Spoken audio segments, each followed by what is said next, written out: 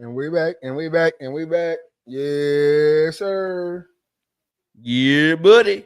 Hey, missed a week last week due to some scheduling issues. My boy had to get on the road. All right, so we had to miss that, but we back. We back for another week of the Read, Talk, and Listen podcast, man. Loving it. Bro, I feel like it's been more than a week. Yes, that's because so much has happened. People that lost their jobs. Teams ain't where they used to be. Teams ain't what they thought they was. 18 innings of baseball. All type of shit has happened since last week, man. So missing a week.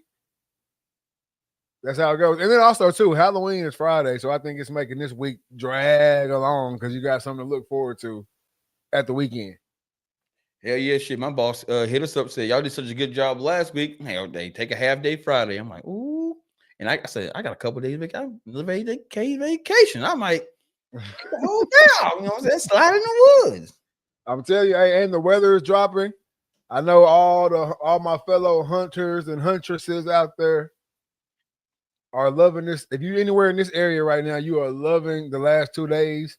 If you got cameras out, you probably seen a pickup in action on the cameras a little bit earlier. Sometimes a little midday action happening on the cameras. It's all going down right now due to this cool weather front coming in.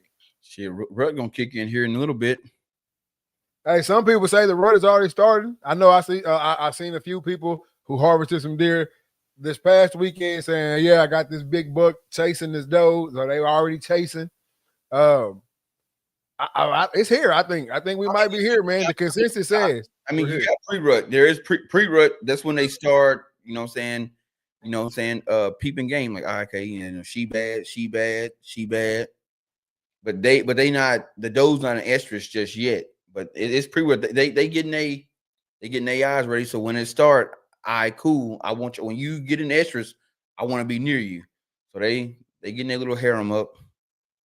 Oh yeah, man, Grant getting they little small bucks that's gonna stay around in the area with them, and then they little patrol bucks as I call them, and then they go get they few little dope, man. They finna go lay down somewhere, man. Little corner boys, so they can sit around and hey, man, let me know, man, when somebody ride up. You know what I'm saying?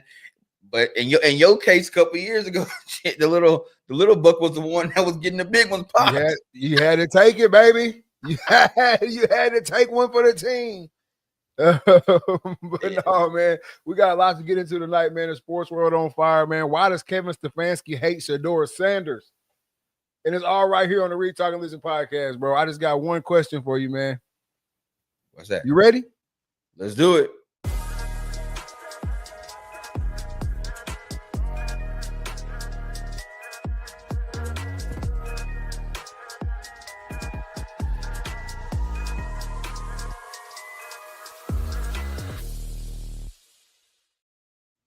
Good afternoon, good evening, good night. This is season 7, episode 34 of the Read, Talk, and Listen podcast. I am your host, Nick Reed, along with my brother and co-host, Trey Reed. No Killer Cam tonight. How you doing tonight, man? Bruh, I'm good, man. He said slow week, but it feels like it's moving fast at certain times of the day. But other than that, man, I'm good, man. Just enjoying the weather. You know what I'm saying? This is getting to be prime time for my season. So I'm excited, man, ready to get out in these woods. Oh yeah, man. I can't wait for it. I know we spoke on it. Hey, shout out to Joe Till, the Joe Till podcast, Joe Till Morning Show, man. Get over there, follow him.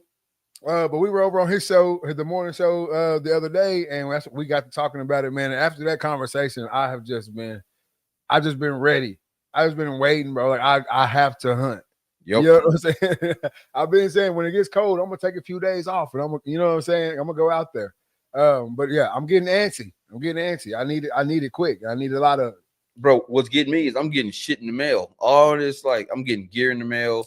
I'm getting. I had to order some stuff for my saddle, and all that stuff started to come in, broadheads, arrows, and I'm like, bro, I'm getting all this shit, but man, I'm trying to get in the woods, man. I'm trying to get in the woods. And then, of course, you get on social media and you're seeing cats, putting down does, seeing cats putting down big bucks. Shout out to my guy, Michael, out of Georgia's Boys. Man, his first season archery hunting, and man, he got a double kill the other night, man. 2 does, pow pow. You know what I'm saying? Nice. So, you know, I was like, bruh, congratulations, but that sucks. you gotta drag both them jokers out, and you gotta skin them. But you know what I'm saying, he a big dude, so he could do it. But man, just and then shout out to the cat over in Little River County, man. Where people are saying the biggest buck in Arkansas this year so far. The biggest one I've seen so far. But hey, my brother, who are all y'all out there hunting on the Little River County, man, push them my way. Okay, push them my way. I need it, man. I need it like a fat kid need cake, like a car need oil. I need it bad, man. I need it bad. I gotta get this monkey off my back. All right. I'm telling you, man. Hey, push him that way, man. Push him my way, my way. Touch me. So would you please push him my way? Cause shit, boy. Like we was in Pond Creek. Mm-hmm. We walked a long way into Pond Creek. Saw a lot of sign. Didn't see no deer. Saw a lot of sign, but hey, now seeing that deer, right? The scrapes and rubs we saw makes sense. Make way more sense. Yep. That's all. So I'm actually happy that you did that. Because you know that once we were walking down that road and we saw that scrape off the road, we was like, damn. Not scrape, rub. We saw that rub off the road, like, ooh. Exactly. So, hey, that's what it is, man. But hey, the sports world has been going crazy lately. And the first thing I want to talk about is, and it's not just me wanting to talk about this. A lot of other people have covered it as well, man. Does Kevin Stefanski have a personal beef with Shedeur Sanders? Definitely. Like, and you can tell just by his body language when people ask him any questions about Shedeur, he gets uneasy. Like, and I'm not really good at reading body signs. Like, you know, I'm not an expert, but I can tell when, you know, and we've all been around somebody that don't like somebody, and you bring that person up, and they just kind of like, I'm ready for y'all to get done talking about this person because I really don't want to be, you know, I don't want to be around, or I don't want to talk about it. And that's what he get, you know what I'm saying? Like, after Sunday's game, a reporter asked him, like, dude, the season is terrible. The play is bad. Like, you guys just had a guy get 6 sacks, getting 5 sacks, breaking a team record, and you know, was it a league record too? I think it's just the team record. Yeah, breaking a team record. You know what I'm saying? A career performance, and we can't even he can't even celebrate it. Hell, he talking about he give all the shit back for a win. Do you see? Like, do you even think about putting Shedeur in and seeing, you know, if something can work? That's not my frame of thought right now. Dylan's our guy, bro. If I'm the owner, bro, you gotta do something. You see all your homies, they asses on the hot seat. Yeah, bro, you could easily be your ass could be going right back down to college. No doubt. I think it's very apparent. I think it's more than apparent that this is a personal beef. Going all the way back to, hey, this was his pick, not mine. That comment way back. You know what I'm saying? This was his pick, not my pick. Let's get that straight. I want y'all to know that. You know what I mean? So just to go to the length of saying that way back then, I knew, like, ooh, and he really don't like this kid. Yep. But then you go back to, like, he was just a college coach. You know what I'm saying? So that type of kid coming through really rubbing him the wrong way for real. Well, you know what I mean? This whole new wave of college player is rubbing him wrong for real. But definitely this one. Yep, this one is. He feels like this is the one that started it all. He you know what I'm saying, he ground zero. He patient zero. And bro, and that's, I mean, like I said, you can see it on his face. Like, and I've seen, you know, different cats talking. Hell, dude, I didn't even know this shit. There's a Browns podcast. There's some guys just like us, and all they do is talk about the Browns. I think it's called It's called like the Dog Pound or something. I forget, Dog Pound podcast. I think it is. If it's not, I'm sorry, guys, but shout out to y'all. Y'all know who y'all are because it ain't a whole lot of cats talking about the Browns. But what you call it? They were just like, give us something. Like you got the entire stadium yelling, "We want Shedeur, we want Shedeur."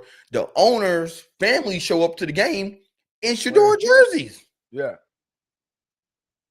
So, like, dude, sometimes you got to get the fans what they want, even though it's against what you believe. Because like I said, he don't like Shedeur at all.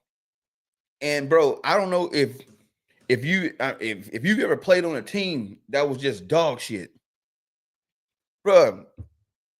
The head coach all down to all the coordinators, bro, they just started throwing shit at the wall. Cats, you wouldn't even think would ever play, bro. Get in, do something for me. I need to do something. But what it is, I think he didn't like Shedeur coming in. But I think when they decided to play Shedeur against Carolina and he went out there and balled out, then that solidified, like, damn, now you making my decision even harder. You making my job harder. Yeah. And we ain't seen Shedeur too much do shit since. And hell, and then when he played again against LA against the Chargers, shit, they had Shedeur in with shit. Cass is probably sitting at home right now. Yeah, insurance salesman right now. Yeah, working at Enterprise. Yeah, and so that I hate to say it's personal because that sucks, right? That royally sucks. You already got your beaten. You know what I'm saying? What my boys say on life after Goldmouth was knocking him out. All right, Goldmouth, he's had enough. You know what I'm saying? The man's had enough. You know what I'm saying? That's where I think we're at. Like that's where I'm at with the NFL and the whole like we're gonna show him no one's bigger than the program situation. Like that's where I'm at. All right, the man's had enough of a beating. All right, now let's see some football. Yeah, because we say it time and time again. We don't see great QBs come around all the time. Like I know we like to think that a lot of these guys are really great, but they're not. They're just good game managers, right? We don't see talent like this where before he got to this NFL level, he's this next guy. He's this talent. You know what I'm saying? Like he's a Tom Brady-esque, and not saying he would go on to be the greatest quarterback ever, but he's got that Tom Brady-esque swagger. He's got that Tom Brady-esque ability to take over a locker room and manage the team and do all the good shit, right? That's where we were at with this 4 months prior to the draft, right? So let's see it, bro. We're ready to see the shit. Sink or swim, and let's get it done, right? Jackson Dart, he playing pretty good. All right, obviously we know all the hype behind him. It's a perfect story, man. Hey, prayers out to Scatterbo as well. I don't want to overlook that because golly, that was rough. But we're gonna get to that in a little bit. But Jackson Dart's getting it. Dylan Gabriel, hell, even he got his chance. Yep. You know, he got his chance. And then old buddy, for the Saints, they just named him the starter. Oh, he played the second half of that game this weekend. And hell, they might as well left him where he was at. They might as well left him over there on that sideline. That's what I'm saying. I think it also, and this might not even be on Kevin Stefanski. This could be bigger than him. This could be bigger than the owner too. Yeah.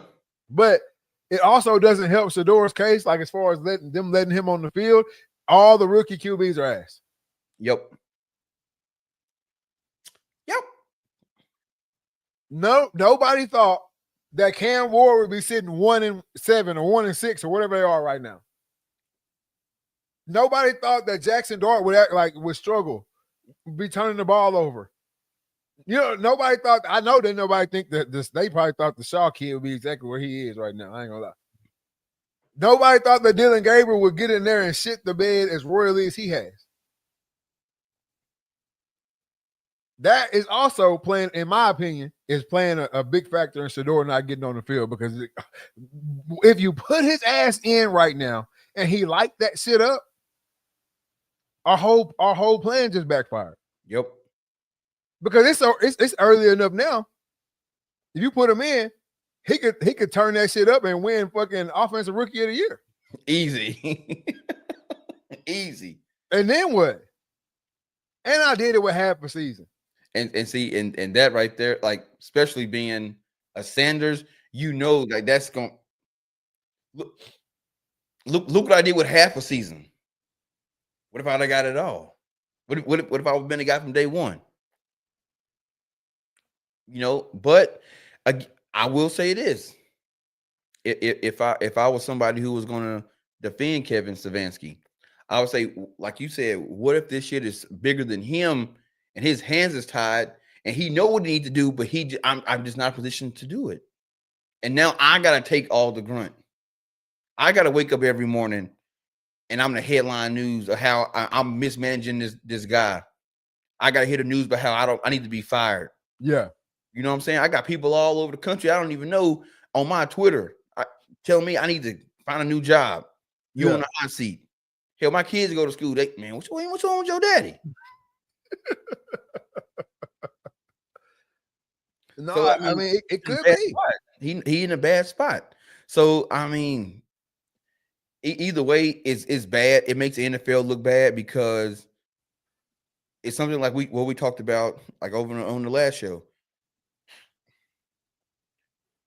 We were sitting there watching a sinking ship, and nobody's trying to do anything about it. Nothing.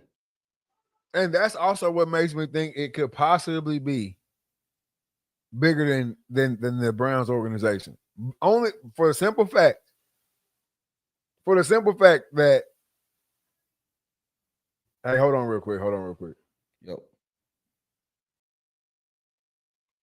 Yeah, I say, like I said, for the simple fact that when it all boils down to it, the kids should at least get a shot. It sucks, and sometimes you got to eat crow. You do. You just got to eat crow. But I'd rather put the kid in, he shine, and come and say, you know what? We made a bad mistake. We should have played him from the beginning. Or we should have gave him more reps in the beginning. But it's gotten so bad now that he's not even getting any reps in practice. And then what makes it even worse is that, sources say that the Jets reached out to him. Hey, our shit burning down. Yeah. Hey, we hell, you ain't using them. Hell, we'll take them. We want a second round pick for him. Hell, what they do that? Y'all got him in the 5th round. Why the hell would we give y'all a second round pick for a 5th round pick? Yeah. And even that right there is another, you know what I'm saying, like another red flag to me that this is bigger than the Browns organization. Yeah. Because that deal ain't going through.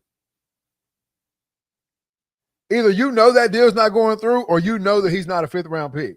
Yep. It's one of the two. You see what I'm saying? So that's what I'm saying. But get to the end of the season. And Kevin Stefanski, like I said, the season keeps going this way. No more wins. Season ends. If Kevin Stefanski is not fired, it's bigger than the Cleveland Browns. Totally agree. Because this would be last year they went to the playoffs, didn't they? Yeah, but no, not last year. 2 years ago. No, it was last year. Joe Flacco. Yeah, it was last year.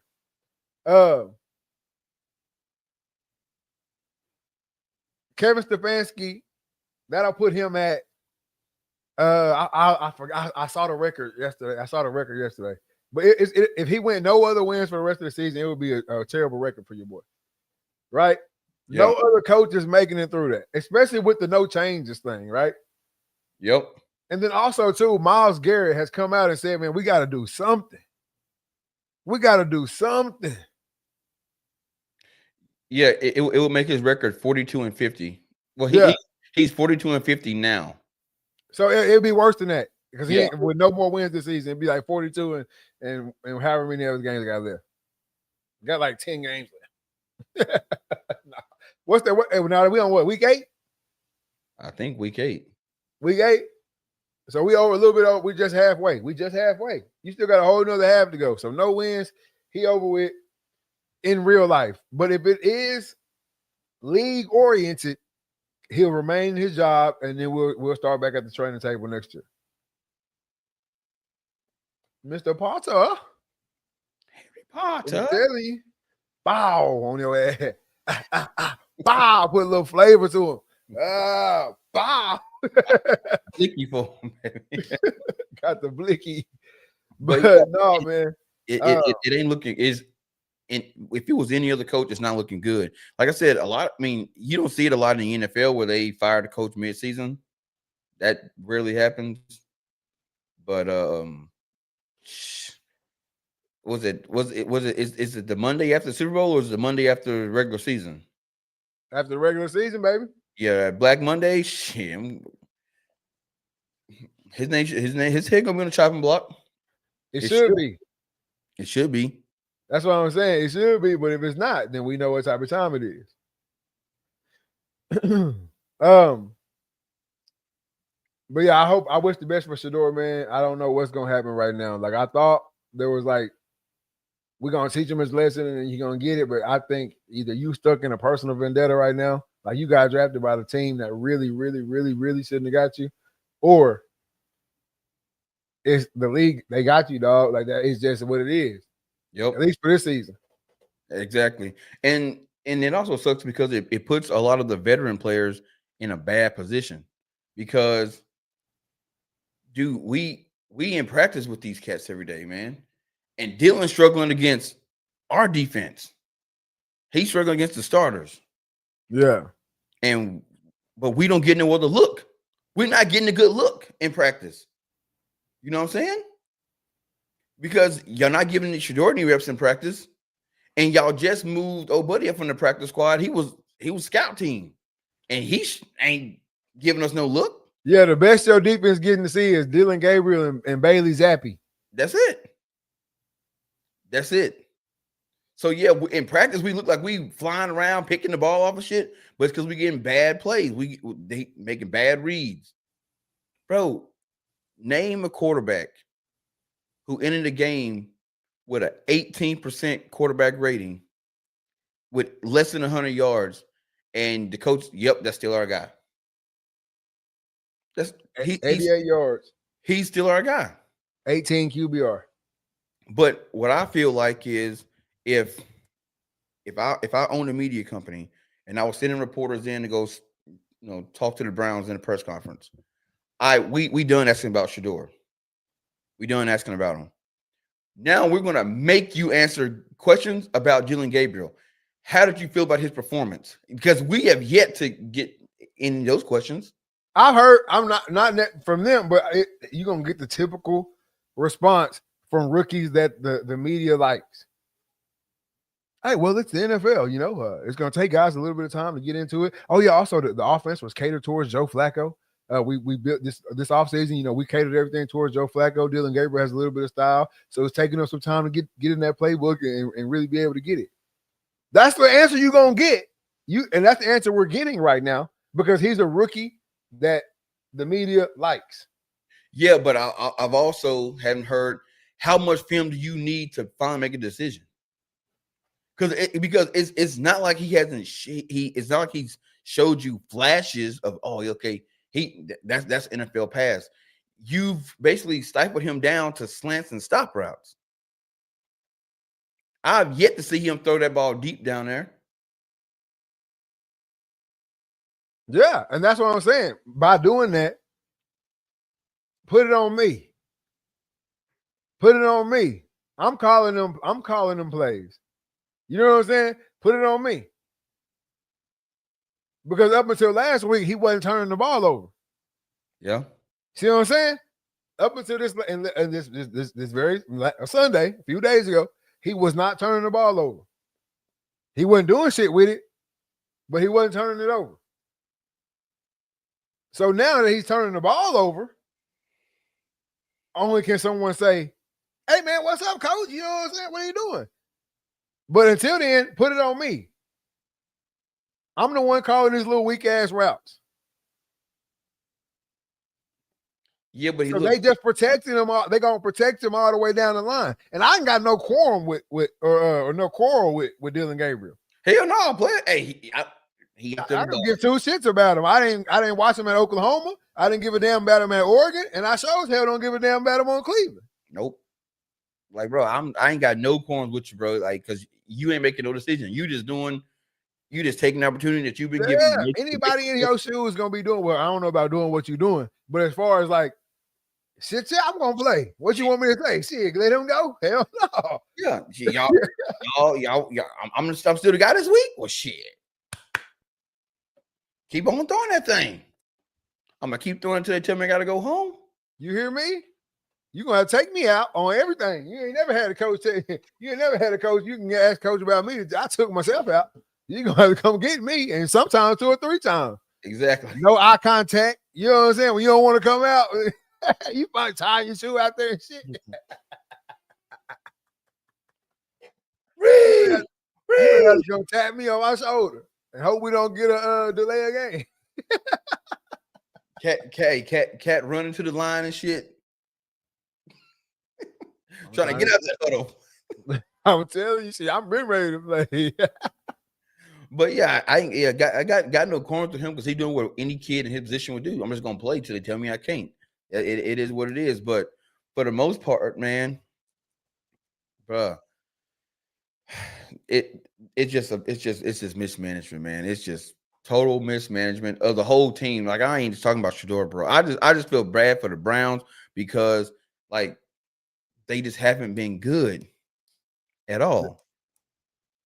No, they haven't. They haven't been good. It sucks if you're on that defense. I think took apart and rebuilt that defense about 3 or 4 times. Yep. Here, and that just has to suck. Being one of those guys, because like I remember whenever it was Denzel Ward's time over there. Hey, we're gonna get to some college in just a minute, man. You talking about old Marcel Reed down there at A&M, man. Oh yeah, hey man, shout out to Marcel. Yeah, we feel bad about Cam Scatterbo too, Chris. Yep, no doubt. We just talked about him. Yeah, but being one of them guys on that defense, it has you wasting your career away. Yep. You know what I'm saying? Like, think about, Myles Garrett. No, Myles Garrett gonna be good wherever he's at, right? He gonna be good until he hangs it up. But think about if you that guy who Cleveland might have drafted you in one of them drafts where they had fucking 8-10 picks. Might have drafted you in that 5th, 6th round as a defender. You didn't work your way up, and you know what I'm saying? Now you one of the guys on that defense, and now it's finally all coming together. We a QB away from doing what we need to do. And then you got this shit going on. Yep. That just has to be a shitty feeling, man. It's got to be. And like I said, Myles Garrett, he'll be good wherever. But I mean, he is 28 years old, so he getting up there. And then I see people talking shit to him like, "Oh well, you can't be mad because you decided to stay. You took the money instead of chasing the ring." I hate that because that's where sports fans start showing their shittiness again. Because when a cat leave and go take go chase the ring, he just ring chasing. Mm-hmm. Oh, you don't say Cleveland's a team that drafted you, man. You guys ain't got no loyalty no more. But then when he stay and get the money, but he mad because I want to win. I give up all this shit for a win. But this is my thing with the Myles Garrett situation and taking the money and other people's situation and taking the money, because most of the time people leave and take the money, and that's why people are upset with him, right? Yeah. Myles Garrett was like, I want to win. In Cleveland. I'm not saying I don't want to get paid, but I want to win. They maxed me out. Cleveland maxed me out. I would rather get it here. Yeah. So if y'all gonna max me out, plus feed me the bullshit story that we're gonna be good, of course I'm gonna stay. Yep. I want to be one of those guys, because y'all know y'all gonna bash me if I leave, but I want to be one of those guys who, you know what I'm saying? I was one of the guys who stuck around and made Cleveland what I thought it could be. Yep. I want to be the LeBron James to the Browns. You know what I'm saying? I want to be the one to bring the city to championship. Put the team on my back, and I'm going to do it. And on top of what y'all giving me here, other teams can only match it. Yeah. Nobody's gonna give me more than what y'all are giving me right here. So that was that. If somebody had came along, let's just say Cleveland offered him a few million less, and somebody else was able to come along and go up a few million, I'm pretty sure he would have left still. Yep. But y'all maxing me out, and plus this is home. If home gonna max me out, I'm a fool to leave. Yeah, I'm stay at home. So I see why he stayed.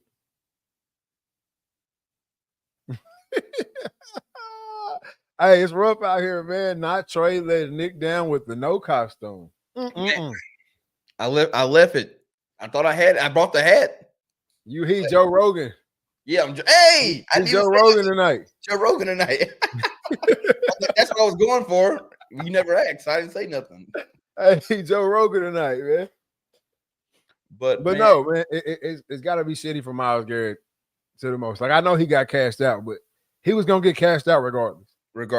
And bro, I wish people would, when you look at NFL guys, just when you judge them like if you was at your job, because this is their job. This is what they get paid to do for a living. If that's why I wish, and I know, and we talked about this before, I wish everyday jobs was like if you played in the like sports world. Like you walk in, your ass walk in. Hey man, look, hey, I'm sorry, Betty. You know what I'm saying? You've been working here at Walmart for the last 10 years. You've been holding it down as a checkout clerk. But she had Super One. They didn't call and offer the shit. They offer to pick up your contract. So you start with it tomorrow, 2:00. Yes, sir. So they got a new up and coming cash register. She scanned 2,300 items out. We're gonna say we're gonna have we didn't trade it for you. Yeah, we gotta let you go. You know what I'm saying? So like, judge those cats like you would judge your job. If your company was a bad company, you know what I'm saying? Y'all would say y'all a trucking company, and y'all the bottom of the list. Y'all always got the lowest hauls, and whatever. The delivery times are slow, and you like, man, shit, I'm tired of working for at Jackson Trucking, shit over there at Reed Trucking, man, them boys over there doing, man, they got new trucks, man, shit, they won truck company of the year last year, man, no, they over there doing it, and your contract up. So shit, we come over and say, hey man, hey Ricky, you can come over here to Reed Trucking, man. I hear you drive a mean load over there. I'm saying, hey,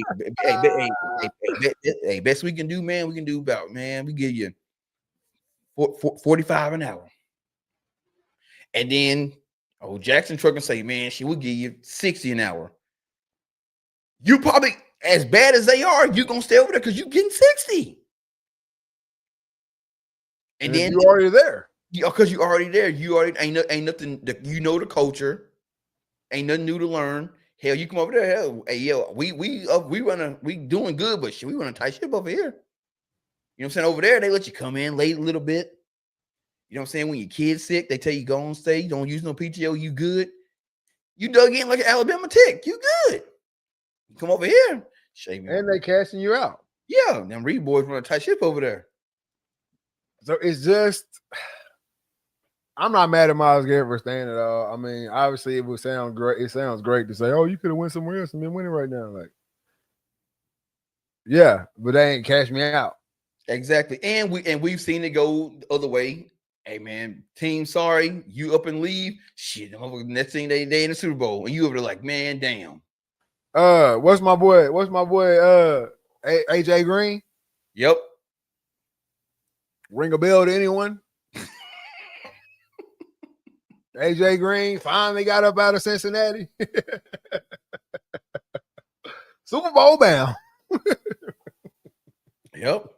With the worst O-line in NFL. So you never know how it's gonna play out. But it does suck, man. But moving on from the Cleveland Browns. Shout out to them, but moving on from them. College football, man. Let's hit a little bit of college football right here, man. Actually, no, before we get to college football, because it happened a few days ago and I want to get to it. World Series tied 2-2 right now. And I think this is a great conversation to have too, because it's interesting. First, we're talking about the 18-inning game. Let's talk about Shohei Ohtani, man. All right. The dude is I always say he a test tube baby, but the dude is a monster. The dude is a monster, bro. It's wild because this term, this phrase, it gets thrown around a lot in the sports world. Like, oh, this guy's a once in a generation player. This guy's a generational player. They throw it around a lot. yeah. They throw it around a lot. So it waters it down. But when you're talking about Shohei Ohtani, we're literally watching history in the making every time he stepped on the field. The dude is amazing. Like, I saw a skit the other day, and it was like this dude went back in time to talk to Babe Ruth, and he's rattling off Shohei Ohtani stats to this guy, and he goes, "Man, that sounds good for a couple games." He's like, "Nah, he did that in one game." He's like, "Oh shit." And then he rattled off some more stats. He goes, "Oh, that sounds good for, a couple seasons." He said, "Nah, he did that in one season." And he's like, "Well, I gotta get on my game." It's too late. You never do. You never do. But the dude is just balling out, and it's making people who don't watch baseball watch baseball. Because I'm not a baseball watcher, but I'm gonna watch some Shohei Ohtani. If I don't watch the game, I'm definitely gonna get up the next morning and get on YouTube and look at highlights. The dude is changing the game to the point where you're seeing, and here in America, you're seeing at the youth level, coaches trying to push kids to be Shohei Ohtani, and that shit ain't happening. No, it'll take a special kid. It's gonna take a special kid to be able to do what Shohei does. Right. Also, speaking of that, it's 3-1 Blue Jays away in top of the seventh tonight. Yep. So that the Blue Jays might actually go up in this series right here. Game 3 for Shohei Ohtani, man. Dude hits 2 home runs, 2 doubles, has 3 RBIs, scored 3 runs himself, and got on base a record 9 times. He also pitched in this game. No, he pitched in game 4. My bad. He pitched in game 4. I about to say he also pitched in this game. Bro, 4 for 4, 2 home runs, 2 doubles, 3 RBIs, and 3 runs. Reached base 9 times, including 4 intentional walks. You can't go back in history and find that. No, not at all. And this is in the World Series. This ain't just no exhibition game. This ain't no preseason. This ain't no this ain't none of that. No, this ain't no middle of the year where everybody's tired and they pitching the center fielders now. You know what I'm saying? This ain't none of that. No, this is the cream of the crop. The best 2.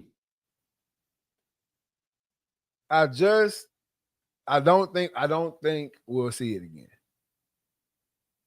I know it's early, time going on, but I just don't think we will see this again. No, not at all. The dude, and he can pitch. Like, he, as we speak right now, on this trend, he probably is the best baseball player we've ever seen. Yes, straight up. Straight up. Now, this is why I think this topic was interesting, because you asked this question. Will the baseball world allow Shohei Ohtani to be the GOAT? Yeah. I think the answer is yes. And this is why I say that. First of all, basketball is really the only sport where the best player hasn't already played. So in basketball's eyes, the best player and players have already come through. Yeah. And you can't touch them. And it's untouchable. The best players have already come through. We're just now, I say that, but then we see Wemby doing what he's doing. But still, I still don't think they'll let them make it. Yeah. But basketball, pretty much for the most part, Michael Jordan came through already. Dennis Rodman, Gary Payton, Magic, Bird, yeah, Kobe, Charles Barkley, Kevin Garnett. The best that we're gonna see at these positions have already come through. Like, you gotta be like Steph to break in, where I literally just shattered everything that they've done. So I am the best shooter in a new era. Yeah. Before Steph even like completely just like obliterated Ray Allen and Reggie Miller, you damn near get beat up bringing Steph up. Yeah, it was still questionable.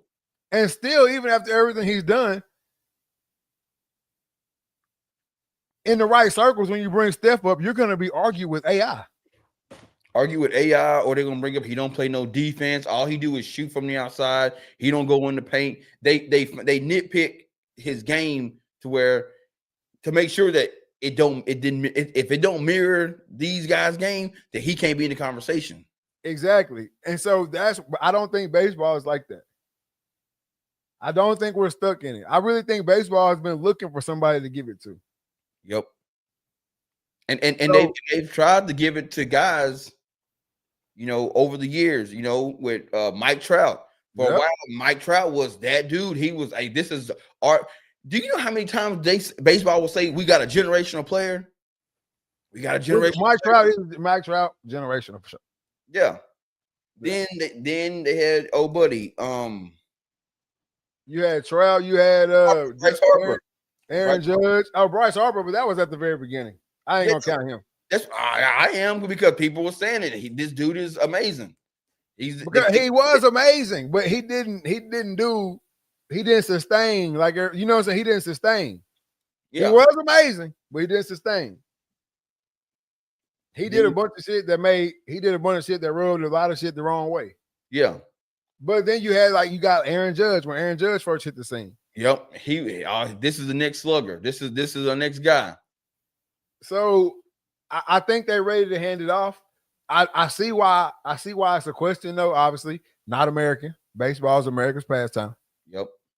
All right, but most of the league's not American anymore. So that's a whole nother story, though. But I think they protected him with the gambling situation. You know what I'm saying? Anybody else, they writing your ass off. Yep, you young. We just got Pete Rose in there. Anybody else, we writing your ass off. But they protected him with the gambling situation, man. He hits the ball a damn mile. He throws the ball hard. He steals bases. He covers it all. And then he's also likable to the younger generation. Yep. First, he can't get up there and say shit that's gonna mess it up because he don't really speak English like that. So he's not up there, he's not up there with the cockiness. It's not even in his culture to be cocky or nothing like that. So he just he checks all the boxes. He checks all the boxes, man. And he played for LA.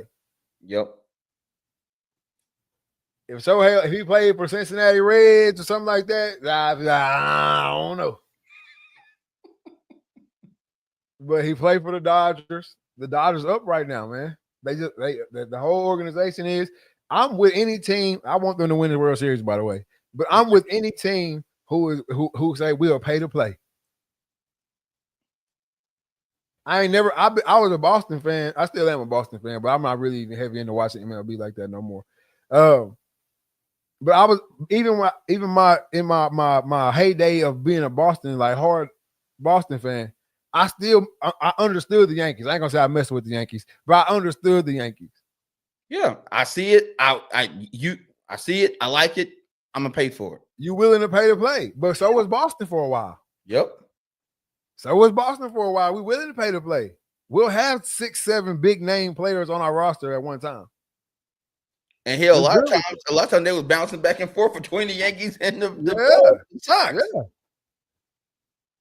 But a lot of teams, we're gonna build from the ground up. We're gonna have this one guy, and then we're gonna get all these other role players and all that. Sometimes you just know how to make it work. And LA teams, for the most part, know how to make that superstar shit work. Yep. And hell, don't they got another cat from around the way? Yeah, they do. They got a couple of them from over there. And they probably all homies. Go get my boys. Yeah. Go get my boys. Hey, I That's what ain't the only one. They probably brought. Hey man, Shohei, come talk to us. Is there another one of you? What's the clue? The closest cat over there that you do what you do. Go there and get this cat, and then this other cat. He's gonna be ready like next year. Go get him. No doubt. But I've never been at a team that paid to play. That's why I like the Dodgers. I hope they win. Yep. Stack the roster up. Everybody else had the same ability to do it too. Exactly. Play at luxury tax. Exactly. But yeah, on this trajectory that Shohei's on right now, man, I think he will be the GOAT. I think he at this point right now, just outside of longevity, I think he is. Yeah, for sure. You can't name me people that can hit the ball better than him outside of Barry Bonds. To me, personally, Barry Bonds is the best hitter that this world will ever see. I mean, his bat looked like this. And he was whacking that hole over the wall no matter where you threw it. No matter where you threw it. So that's a whole nother pod as well. But yeah, man, Barry Bonds best to me. But I think you can't really name guys that can hit the ball better than Shohei. You can't really name guys that can, are as athletic in the game of baseball as Shohei. Stealing bases. And then he turns around and he gets on the mound and he can give you quality performances on the mound. He can give you shutout performances on the mound. Yep. You see what I'm saying? I mean, he's a guy that his career could be so long because he could throw all this shit away and come out the bullpen at some point in his career. Yep. So like the ceiling for him is so high, even though he's so good right now. The ceiling for him is there's still so much more room for him. Yep. Because like let's say his arm wets the bed. Boom. Now he's the best DH we've ever seen. Not my personal best DH we've ever seen. Because you know who I'm giving that to. Already. You're a big poppy, baby. But no. Yankees lose. Yeah, but he could be the DH. And then, like I said, stop seeing the ball well, can't get his swing back, go into a crazy slump. He can just become a everyday starter as a pitcher. Or he can get in your bullpen. And I mean, now you got him coming out of the fucking bullpen. So I don't see nobody refuting him being the GOAT. I don't see, and I also don't see this shit stopping no time soon. No, hell no. It ain't stopping. Man, look at I know this is probably earlier in the year. I talked shit about baseball. I was like, baseball, y'all gotta do something. Man, look, y'all done fixed it because now I'm watching the World Series and the storylines of the World Series is it's what you call it. It's cinematic, bro. Yeah. You got and whoever they got in their media department that's putting these shits together is perfect, man. You got Vlad Guerrero Jr. He was the ball boy as a baby. You watch your pops play for the Expos. You know what I'm saying? You was raised up in the city. They came and got you. You didn't brought them to the World Series. You know what I'm saying? Yeah. You got your pops in the bleacher. So I want to see them win because I remember being a kid and seeing, I remember that little baby. You know what I'm saying? Glad son. So I remember. So it's like watching them come up. Yeah. Boom. So they pulling my heartstrings over there. But then that competitive side of me is like, shit. I Shohei the man. I want to see him come and win another one. He rattled off 2 in his career. Yeah. Not to mention Mookie. Not to mention Freddie Freeman, who is probably the best postseason cat in the definitely in the last 5 or 10. Yep. Ain't nobody messing with Freddie in the playoffs. Shit. Hey, bro, these cats that do these baseball cards, bro, they move quick. Man, shit. When was that 18 in the game? Monday or Sunday. Monday or Sunday. Bro, they already got a card out of him hitting the walk-off, and then he signed that bitch, said good night. So Whoever made the card got out. A fan got it, got ready to sign it the other night at the game, and he signed them up. Good night. Good night. Good night. That is a 1 of 1. That joke, hey, that joker gonna be if they win the World Series, that joker is priceless, man. It's priceless. You gotta love it, man. I love Freddie Freeman. I think he one of them. Bro. It's just something about this cat that you can depend on him, bro. Yeah. In this postseason, he gonna make it shake. He gonna make it shake, bro. And it's just like crazy. He comes up to bat in all these crazy situations. You know what I'm saying? He when he was in Atlanta, same situation. You know what I'm saying? Like he just come up to bat in these crazy situations. He makes plays in the field in crazy situations, crazy times. We need this play. There he is. Yep. So shout out to the Dodgers, man. But I do mess with Vladdy Jr. I ain't got no quarrel with him either. Yep. But I mess with this Dodgers shit they got going. I need them to win that. Yep, they losing right now 5-1. They're gonna lose tonight. They're gonna lose tonight. But I know, but bro, that's another thing. Like that 18 inning game is gonna play such a big part in this World Series. Yo, yeah, for sure. Because you had to go deep in that thing. You had to go deep in that thing that night. No Diddy. You had to go deep in there to find whatever you had in the bullpen. Because, we got to turn around and do this shit again. Yep. We got to turn right back around and do this shit again, man. I know there was a cat that came in for the Dodgers who had pitched the complete game the night before. Hey, bro, you gotta go. I need a few out you. Yep. I need a few out you. I need a few out you, bro. I ain't gonna lie to you. We need it right now. Because you can't just give up a game. You can't say, "Oh, we'll get them the next one." You can't do that shit in the World Series. So I think that's gonna tell a big tale in this World Series, man. But no, I think Shohei Ohtani, we might just be watching the greatest baseball player to ever walk. Yep. Like it, bro. Like I mean, it's rare that'll happen. But dude, what if he keeps this up for the next 5-6 years straight?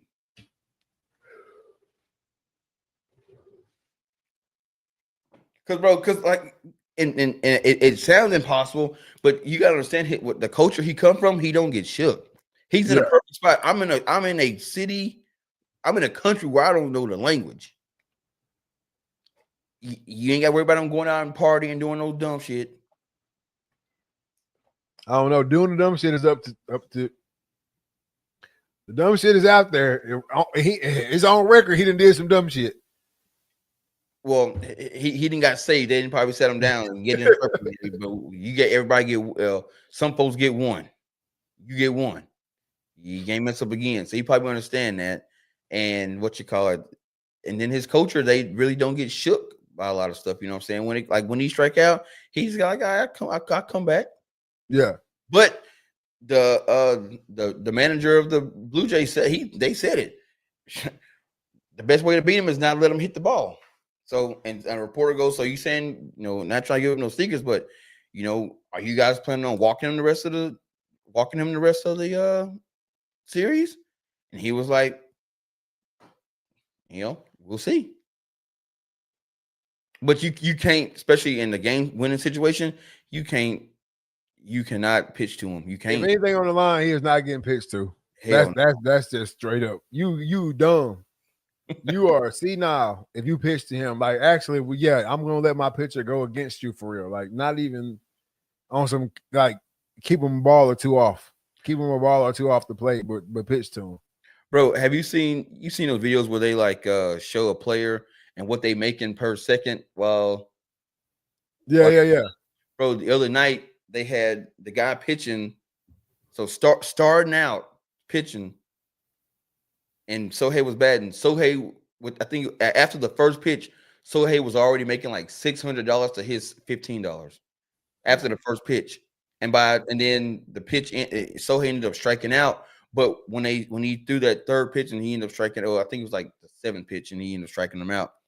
Sohei had made right at like $80,000, and he had only made like $800 during that whole run. Yeah, if he keep this up, he'll be our first $1 billion. Like he'll be our first $1 billion player. Yeah, because his contract, what, 10 years? Yeah. And it's all on the back. And I promise you, he's not going to stay in LA. No, he'll stay in LA. They're gonna re-up. They're gonna re-up, renegotiate, and he gonna, bro, come on, bro. LA will be, unless something drastic happens, like an injury or new ownership in LA. Besides something like that, bro, they would be dumb to get rid of him. But could an MLB team afford $1 billion contract? Yeah. Yeah. Gonna afford it. Gonna afford it. Man, boy, hey, Magic, we need a little bit more from you. You know, hey, Magic, we need a little bit more in the tank from you, brother. Hey, they just bought the Lakers, fam. They good, I promise you. See, ChatGPT said, that's a great question. And the short answer is yes, but it would depend heavily on the team and how the deal is structured. Let's break it down. MLB teams are wealthy, especially big market ones. The Yankees valued at 7.9 billion, Dodgers valued at 5.2 billion, and Red Sox, Cubs, and the Giants are valued at between 4 and 5 billion. So, and 3 of them teams ain't did a lick in years. It says a $1 billion deal would be spread over 20 years, equaling $50 million a year. It says Shohei Ohtani's deal is $700 million over 10 years, but with massive deferrals that reduce the short-term financial hit. So yeah, I mean, but do you know how much you be paying out? Because like, think about it, in 10 years, he's how old? How old is he right now, hell? So right now, Shohei Ohtani is 30. It's 31. So he'll be 41. 41. You think a team could give him a $1 billion contract for 20 years?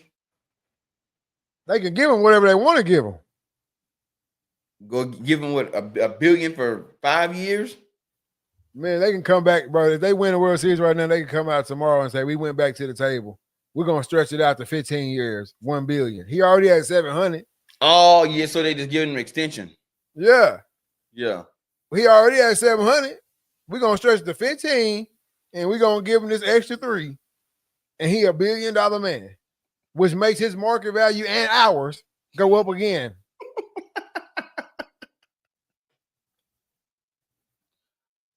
Simple as that. Shit will be crazy, man. That shit would be crazy. And then he untouchable. Because who gonna pick that up? Nobody. See what I'm saying? Huh? Nobody ain't picking that up. Hell no. Because what you getting rid of them for? See what I'm saying? Like once we get to that, even right now, 700 million. Bro, it's only like 2-3 teams that's gonna pick that up because what you getting rid of them for? Yep.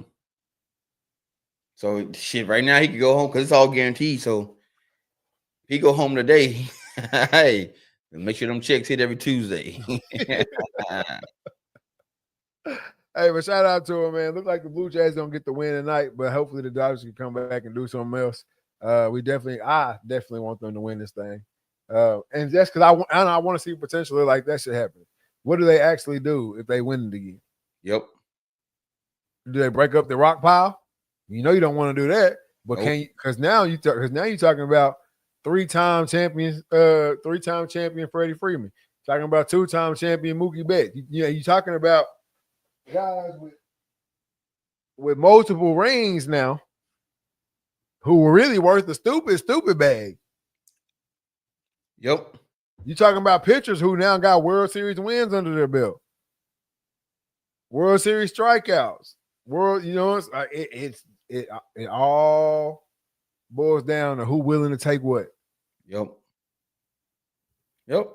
I mean, bro, he only been in the league since 2018. He was the Angels, and he went to the Dodgers. Mm-hmm. So shit, in his years in the league, he's made 5 All-Stars, 1 World Series, 3 MVPs, 5 All MLB first team, the AL Rookie of the Year, the NLCS MVP, 3-time Silver Slugger Award, 2-time Hank Aaron Award, 2-time home run leader, NL RBI leader, and he's won the Commission Historic Achievement Award. So I mean, he's racked up. I mean, what he's done in what you call it, with almost 6 years, most guys don't do in a career. Yeah, and that's what I'm saying. I think Only 5 years, actually. Only 5 years. He's the guy. Yep. That's what I'm saying. He's just the guy, man. He's just the guy, man. I hope the Dodgers win it because I want to see what's gonna come next if they do win it. Obviously, if they don't win it, they probably just gonna rock and roll, reload, and come back again. You know what I'm saying? Come back at it next year. But if they win it, then we got a lot of stuff to talk about. We got a lot of stuff to discuss over there, man. Exactly. I wish baseball was a little bit more exciting. I wish we can get a little bit more following going on with it. But this is really the only time of the year where it's like, I gotta watch it. You know, yep. like, October brings a whole different feeling to it, man. And it just feels like baseball outside right now. But man, shout out to it, man. Shout out to the World Series, man. One of the best times of the year for a sport. So many people watch baseball right now. People you never even thought watched baseball tuned in for the World Series, man. Those Houston World Series that just came through them last 3 little years or whatever. Everybody was talking about that. Rangers making it to the World Series, but maybe because we live in Texas, but everybody was talking about that. Like people you never even knew watched it on TV. You don't even see baseball commercials all year long, and then when October gets here and they start playing, they start rolling out that good shit. Yep. So you gotta love it, man. You gotta love it. Another thing we love on this show, man, almost more than anything, is college football. Man, college football is absolutely nuts right now. If you would have asked me who the top 25 was going to be right now, bro, I would not. It wouldn't look anything like this. I'm sure you can probably go back on a show or two and find the top 25 that we gave preseason or way too early top 25 that we gave, and it wouldn't look shit like this. Nope. Right? Ohio State, Indiana, A&M, Alabama. No one thought Alabama would be sitting right here for sure. What? No one thought at 4. I mean, at 4. At 4. After last year, yeah, nobody thought Alabama would be sitting right here. No one thought Indiana would be sitting at 2. Nope. Nobody thought A&M would be sitting at 3. Let's be honest. Georgia, Oregon, Ole Miss. That's typical. Where they at right there? Yeah, Georgia Tech. You're not going to lie to me and thought you and say you thought they was going to be 8. Hell no, not even cats that are die-hard Georgia Tech fans would have told you they'd be in the top 10. Hell, especially not 8. Vandy is your number 9 team in the country right now. BYU, we've seen them at 10 last year and this year. At 10. Miami at number 11. Notre Dame sitting right where we said they'd be sitting this week. Yep. In that 12 spot. Good enough to get in. Then we also said Georgia Tech will probably lose to Georgia the last game of the season. They'll knock them down to 12. It's playing out exactly how we said it would. Come on, man. Texas Tech, Arizona State knocks them back because they were rising stars, but Arizona State knocked them back, but they are back in the 13th spot. Tennessee 14, Virginia 15, Louisville 16. Nobody lie and say y'all thought they'd be 16 or even ranked right now. Yep. OU at 18. Oh, I missed one. Cincinnati at 17. You know, they creep in there every now and then anyway. OU 18. Mizzou sitting at 19. Texas at 20. Michigan 21. Houston 22. USC 23. Utah 24. Memphis 25. USC, y'all might as well just go and ask them to take y'all out. And y'all just hanging around in them high 20s, man. Y'all just hanging around in them high 20s. Y'all worked y'all way down to what, 17, 18, I think. Yep. Took an L, and y'all right back up in them high 20s, man. Y'all go ahead and ask them folks to take y'all out and stop playing with y'all name, man. Bro, I don't know how I missed. We got to talking so much. I missed so many comments. I'm not showing comments right now for some reason. People say that people still say that Babe Ruth is the best best baseball player ever. I don't trust any of their takes. Yeah, I really ain't never been saying that. I ain't no hating on the old shit. But you're not gonna convince me that them old cats can come like just what we're seeing now is way better than anything they was putting out back then. No doubt. Bryce is a top 20 player, in my opinion. Man, it's gonna be hard for anybody. It's gonna be hard for anybody.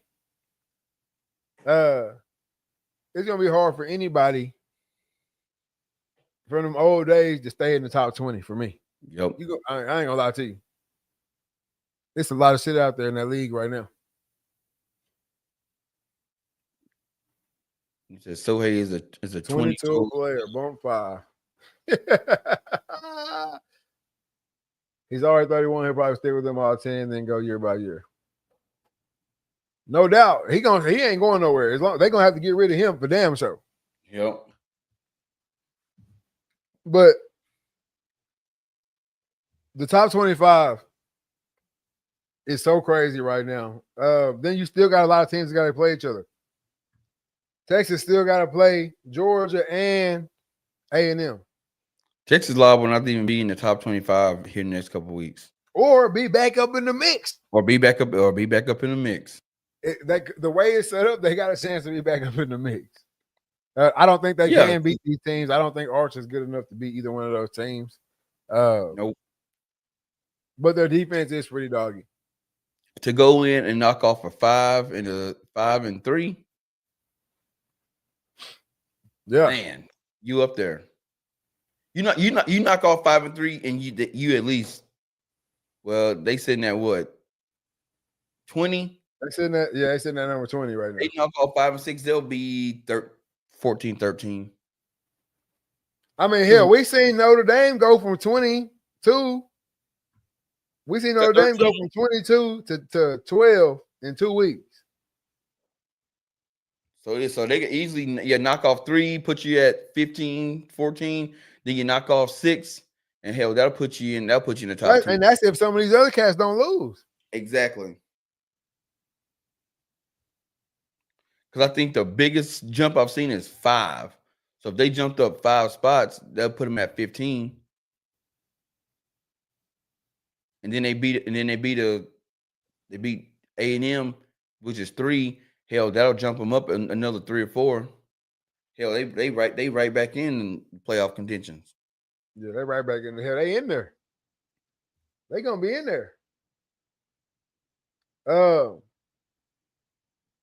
Ohio State, man, I just don't see them losing. See, Bailey Vlog says, is Arch's ceiling set, or do y'all expect a breakout?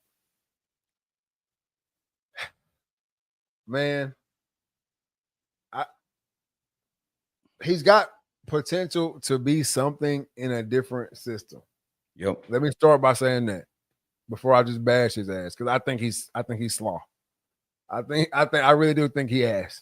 I can't sugarcoat that. No way, no form. But I also think, like I've been saying, he's Tim Tebow. He ain't Peyton. He's not Eli. He should be Arch Tebow. He's a fullback playing QB.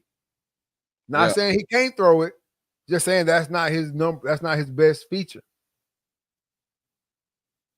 His best feature is his running game and the little bit of dog he got in him. The little bit of swag he got on him. You know what I'm saying? That's his best shit he got going for him. So what do you do in that situation? You play into that. Now, he almost got his ass took up out of here against Mississippi State. He ran down there one time and got that shit put on him.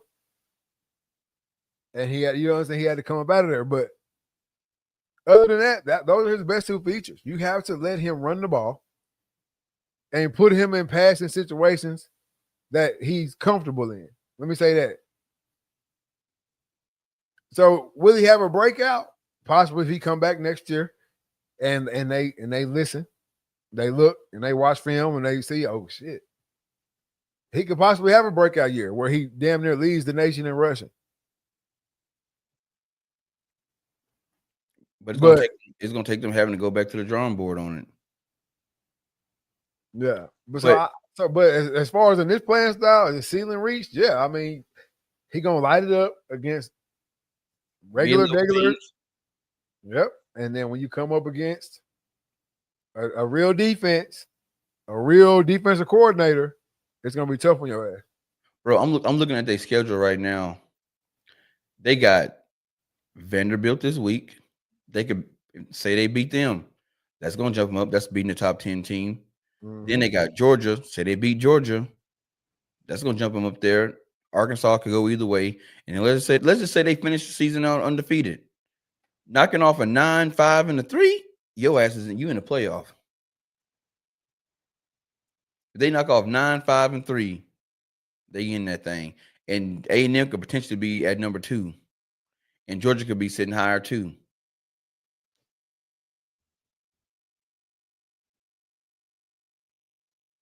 So they got a good shot to make it. He just got to come out and ball. They got to go back and say, like, we got to make this offense work for Arch. But right now, with a bum ankle, he said, no, it was a bump ankle. No, not a bump ankle. He in percussion protocol, ain't he? Yeah. Yeah. So yeah, he'd be all right. I saw this picture. I saw him grabbing his ankle, but he just sitting up. No, yeah, he'll be fine. Get his ass out there. He'll be all right. Yeah, I just think I'm trying to get the comments to pop up on my phone, but no comments coming up. It's crazy. Is it not popping up on your side for you? Yeah, it's popping up on the side over here, but not on my phone. Oh, I got you. Well, these are YouTube comments. Yeah, these are YouTube comments. I see that, but no comments are on my, like when I'm watching on my phone. It does this all the time for some reason. I don't know. Yeah, it don't show the comments. But I think Arch, he's stuck right here. He's stuck right here in this scheme. He's stuck. We've seen what we're gonna see from Arch, and he a turnover guy. He gonna turn that bitch over. Oh yeah. So I don't know, man. And which is why then a lot of these games are closer than they should be because he's turning the ball over. Exactly. But you go to the wire with Mississippi State, or go in the OT, you go longer than the wire. You go in the OT with Mississippi State, you go in the OT with Kansas or Kentucky. It's not a good look, man. It's not a good look for the boy. Nope. But we've seen teams have tight games like that, and then when they get to that home stretch of the season, they just click it on or click it off. Click it off. Yeah, it can go either way. It can go either way. That's why you play the game. So it's one of the things we just got to wait and see what happens. Exactly, man. Here are some things that we know that did happen. We got more coaches. I wish we had the music queued up there.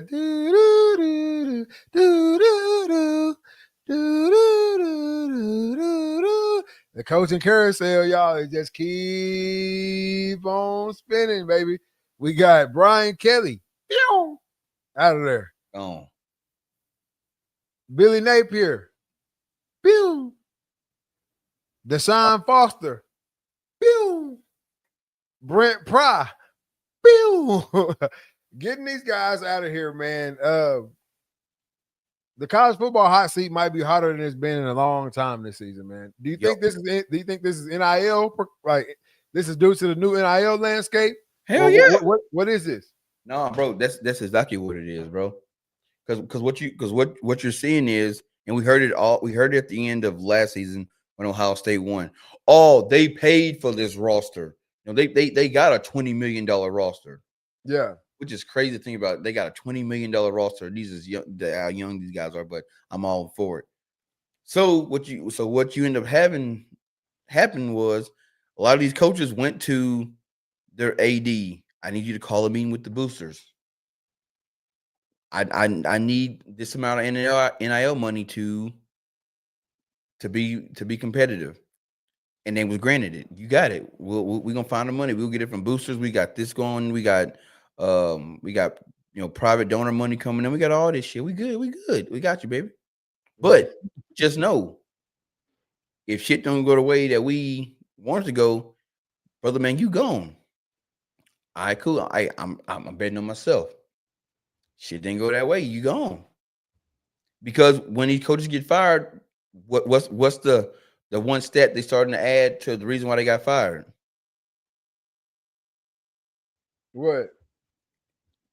How much money you got on this? How much money his roster costs? Man, how you didn't win? You got a $17 million roster. I mean, you got a $25 million roster. Now that's becoming a stat for a coach. How much your roster costs? So yeah, that's playing a big factor in it. And on top of that, and Dion said it best, man, everybody wants the instant gratification. Everybody want to win now. I don't got time to be waiting 5 and 6 years to win. Yeah. This bowl games don't mean shit no more. It's all about that playoff. And as I recall, when we talked about them going to a playoff system and they had it just 4, I remember saying, a 4, the pressure's on top 4. But if you a coach that's steady making bowl games, you still going to big bowl games. You know what I'm saying? Yeah. Now, with it being 12 teams, now the bowl games don't mean shit. I don't care. I want to be in the playoff. Yeah. Well, when you get teams that's constantly getting in the playoff, but you getting put out first round. That boy Mees. Big Beasley. Measy Museum. Hey, I got that. That's the Harry Potter. But what you call it? But now with the bowl games will be nothing. But now you get in the playoffs. But now it ain't enough just to get to the playoffs. I want to compete. I need to get to the New Year's Eve 4 games. Yeah. That's the game I want to get to. Or the New Year's Eve, is it 2? No, it's 4. I want to be one of the 4 teams playing on New Year's. So now just getting in ain't enough. Now you gotta produce. You gotta get to one of the Orange Bowl, Sugar Bowl. I need you in one of them some bitches for it to mean anything. Yeah. So now we gave you 3 years, player, and all you got us is 1 playoff win and some bullshit ass bowls. Out, you gone. So it's putting more pressure on these coaches, and in return, these coaches they can't take. In the past, they just take it out on the player. Yeah. I can't do that now because now I just got up and leave, and that just furthered my problems. So now the coach is in a weird spot right now. But I will say this: with them with these coaches getting fired and these big ass payouts, it asks the question: are colleges are they going to keep writing these payouts in these contracts? Yeah, because I got to get you going now. That's the best thing about the contract. Because no coach is signing up for a year-to-year contract. We know that off rip. No, I know it's not year-to-year, but hey, I'm giving you a 5-year, $80 million contract. But at year 3, we're gonna go back. Either we're gonna go at year 3, you ain't this shit, you gone, or we're gonna go back and we're gonna negotiate the contract. You're not gonna get the coach you want doing that. You can do that, but you're not gonna get the coach you want. Yeah. Because no coach in their right mind is gonna do that. The only reason I took this damn job is because I knew at the end of it, no matter what, I'm getting that bag. Yep. I can see that too. I can see that. So I'd rather go over here. I'd rather go over here and take a lesser of a bag that I'm gonna get than to have a chance to get your $80 million bag. Ain't none of this like gambling, baby. Ain't none of this shit really in my hands. Exactly. Hey, I can have an asshole D coordinator and all this shit go to shit. Exactly. You know what I mean? So I think you're more than welcome to write up your contracts however you want to write them up. I just don't think you'll have the guy you want as your head coach. So, Oh, so, so, do you think they should start taking chances on younger coaches? Because a younger coach will take less. yeah, younger coaches take less, but I mean, the reason why the coaching carousel works out so viciously and so perfect for the ads and the now GMs of these college teams, is because it's all based on something that you one positive that you've done. Yeah. Right? Like, I can justify to my boosters that we bring you in for a 4-year, $80 million contract because you took Kent State from being the bottom of their conference to a reputable Division I program. You were there when that happened. Yeah. You know what I'm saying? Whether you was the head coach there, whether you was the O-line coach back then, running backs coach, whatever it might be, I can always pitch that to the booster. The new coach, I don't have nothing to stand on with you. Yeah.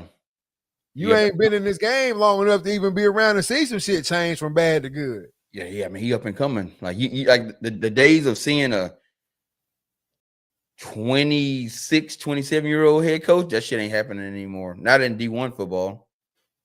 And the only way it would happen is through some handshakes. Yep. Like, we already knew you was coming. We know you. We want you to be our coach. Woo, woo, woo. That's the only way that shit's happening. Or handshakes in what bloodline you come from. Yeah. That too. I.e. Lane Kiffin. Yeah, Lane Kiffin.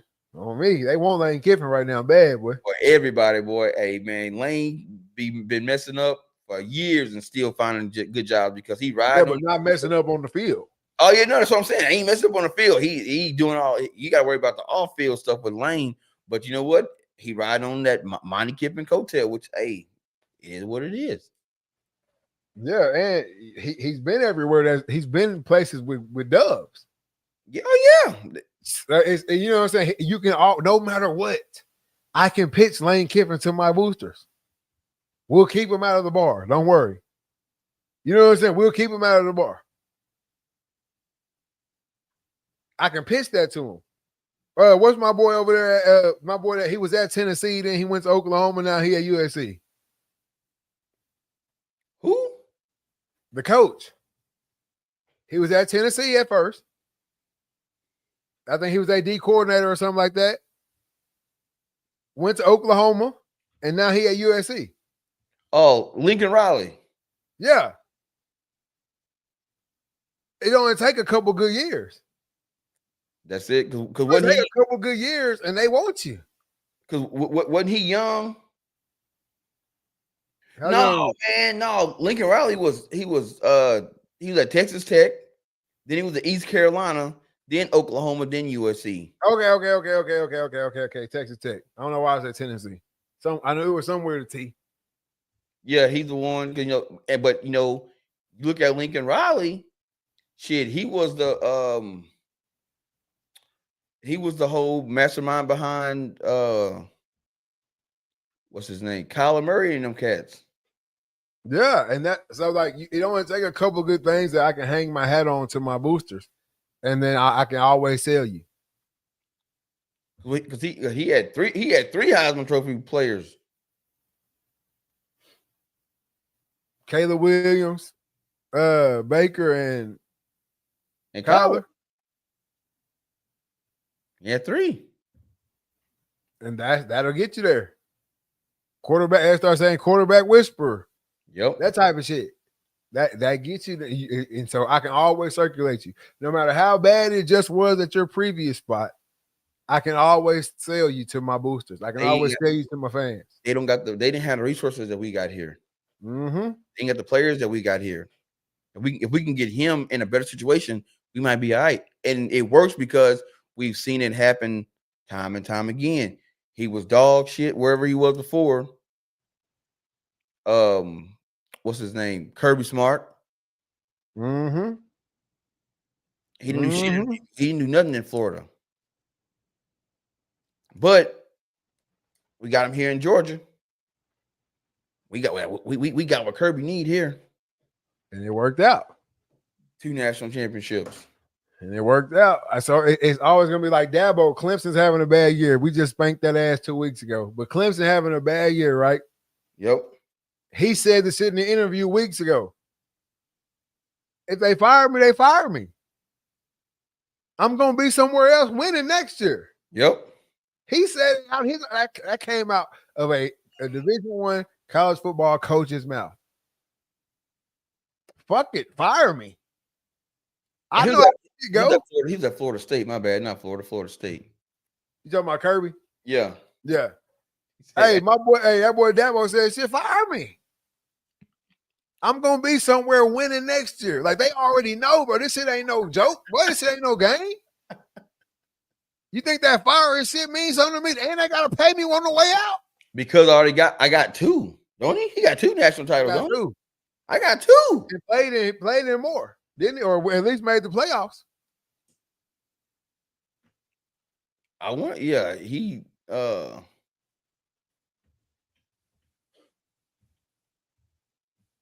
it's funny you type in Dabo and he pop up because ain't too many cats named Dabo.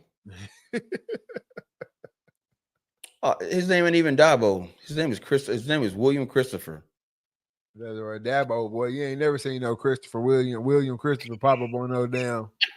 His name is William Christopher Dabo Sweeney. Yeah, you ain't never seen the other shit pop up. You only seen Dabo. Do you want to know Dabo's lineage? Hell no. I want to know how many championships he got. He got 2, 16 and 18. And played in what? And played in how many? Oh, that didn't tell me that. Clemson.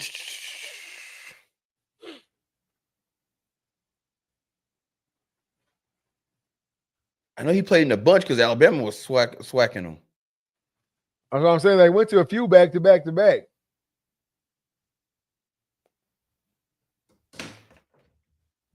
He said he getting hired as soon as they fire him. Probably got teams already in the back pocket waiting. Oh, no doubt, especially since y'all have made some rumblings about it. 7 times he went in 15, 16, 17, 18, 19, 20, and that's college football playoff appearances. So he went 15, 16, playoff appearances. 15, 16, 17, 18, 19, 20, 24. Tigers have won 2 national titles in 26 and 2018. Bro, I can sell that shit to an Eskimo in the coaching world. Yep. Fire me, please.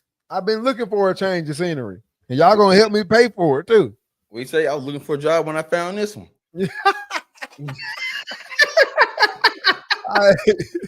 Shit.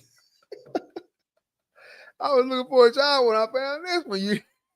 Come on, man. They gonna get it, man. It's just how it goes. Chad Morris, another one. Who that shit? You know what I'm saying? Like just because he was Deshaun Watson's QB coach at Clemson, he was able to move around as he wanted to. He came to SMU, did not win shit over there. You know what I'm saying? Went to a bowl, and then he gets a job in the SEC coaching in Arkansas. Yep. Like the shit don't make sense. Then he goes to Auburn. But it does make sense because everybody's still hanging the hat on. He the quarterback was Deshaun Watson. Yep. Deshaun Watson and went on to the land of massage chairs and some more shit. And they still hanging their hat on. Deshaun Watson. Don't forget now, he did. Hey, that's the motherfucker that was coaching Deshaun. Bro, his college record is 18 and 40. I was there. I know. I remember. No, but bro, and like I always hear people say the best job in the world is a fired head coach. A fired college head coach. Because they got to pay you on the way out. No matter what, if you stay, you're getting paid. You fired, you're getting paid. You're getting paid. And then you're getting picked right back up. Because as soon as they say, Dabo's on the hot seat, you already know other coaches, other schools looking around like, shit, our head coach ain't shit. He ain't Dabo. Yeah. Oh, hey man, call Dabo tomorrow. See, put some tentacles out. See what he's talking about. And as soon and you know when they got schools in their back pocket because they start talking like Dabo talking. Shit, fire me, shit. Hell, I think he talking like that just because he know. I think he talking like that just because he knows, bro. It don't matter, fam. I'm gonna be coaching again. Look, and then you got fans like this right here. You got fans like this right here. Arkansas need a blessing like Dabo. We looking for coaches yearly. Now we sit here talking about this man having a bad season. We talking about this man not being able to. He ain't getting it right now in Clemson. But Arkansas fans say, "Shit, that's a blessing if his ass come over here." You see what I'm saying? But think about this. Just going back to what I said earlier about treating this shit as if it was a regular job. Yeah. If we had a trucking company, Reed Trucking, and we hear Jefferson getting, but they getting rid of one of their guys, man. He didn't what you call it. You know, he used to be the shit. He trucker of the year a couple times and all this shit. Well, shit, last couple years, man, he didn't flip through trucks. He didn't hit somebody. They didn't pay lawsuits out. Hell, wife divorced him. He been late to work, coming to work drunk, got some DWIs. Man, shit, they finna let him go over there. We gonna be like, shit, he better not come over here. We ain't got no room for him over here. We can't do it. But in the football world, shit, he be a blessing. Hell, give him a call. They really gonna get rid of him? Give him a call. Let's see if we can get him over here. Shit, we can be the ones that we the ones to stop him. We got a strict no drinking policy over here. We test motherfuckers before they get in the truck. Ain't no way he gonna be drinking over here. We got the best trucks. They unflippable. Remember, we just bought them 2 unflippables. We can put them in them. Sure did. And that's how the shit goes. So and then, yeah, and then you remember in 1989, he was trucker of the year. Don't forget that shit. It's 2030. We talking about what he did in 89. Bro, only in the sports world where you can ride on some shit that was decades ago. You have to. And don't show a glimpse. Don't show a glimpse. Shit, no. Shit, no. Boy, you show a glimpse, boy, they damn near buying you a new house and car. What? Make sure you stay. You show a glimpse. You've been down on your luck. You hop at a new school. You pop out 6-0, and everybody, oh shit, we back. And then you lose 6 in a row, and then they hit you with the Dennis Green. He is who we thought he was. No, but I think that a lot of that shit is the beauty of the sports world right there. Yeah. As shitty as sports fans are, that is the beauty of the sports world. You can win them motherfuckers back. Easy. No, there is a line. There is a line you can cross where you ain't no winning them motherfuckers back. And like a Sam Pittman, since we talking about Arkansas. Yeah. It's only so many 3-point losses we gonna take, bro, before we like, man, damn, you just can't get 3 more. Yeah. You don't have the ability to coach us to 3 more. It's only so many of those we gonna take. Because the ass whoopers in between these 3-point losses is hurting a lot worse these days. I can take several ass whoopings in a row, but and if you play sports, you know this.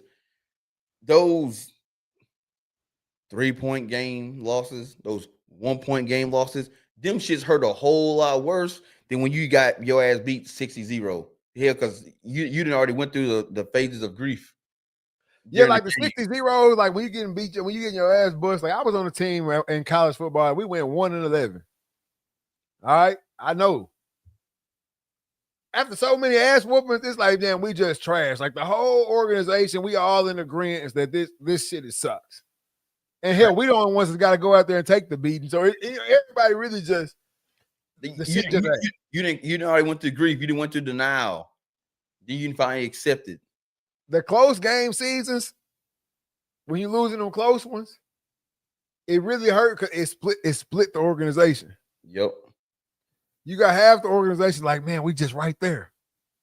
But the motherfucking ground workers, It's like, man, this ain't it.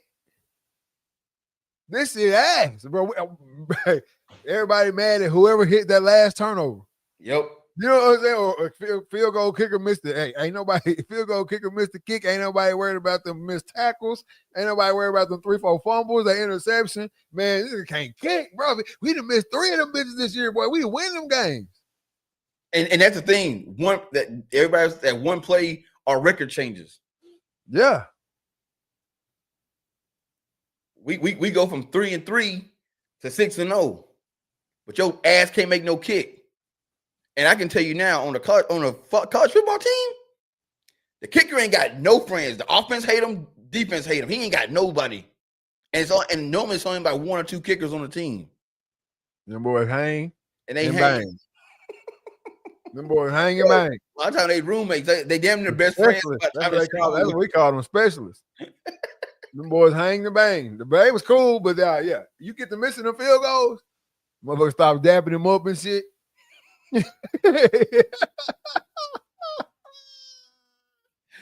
and his ass out, keep it pushing.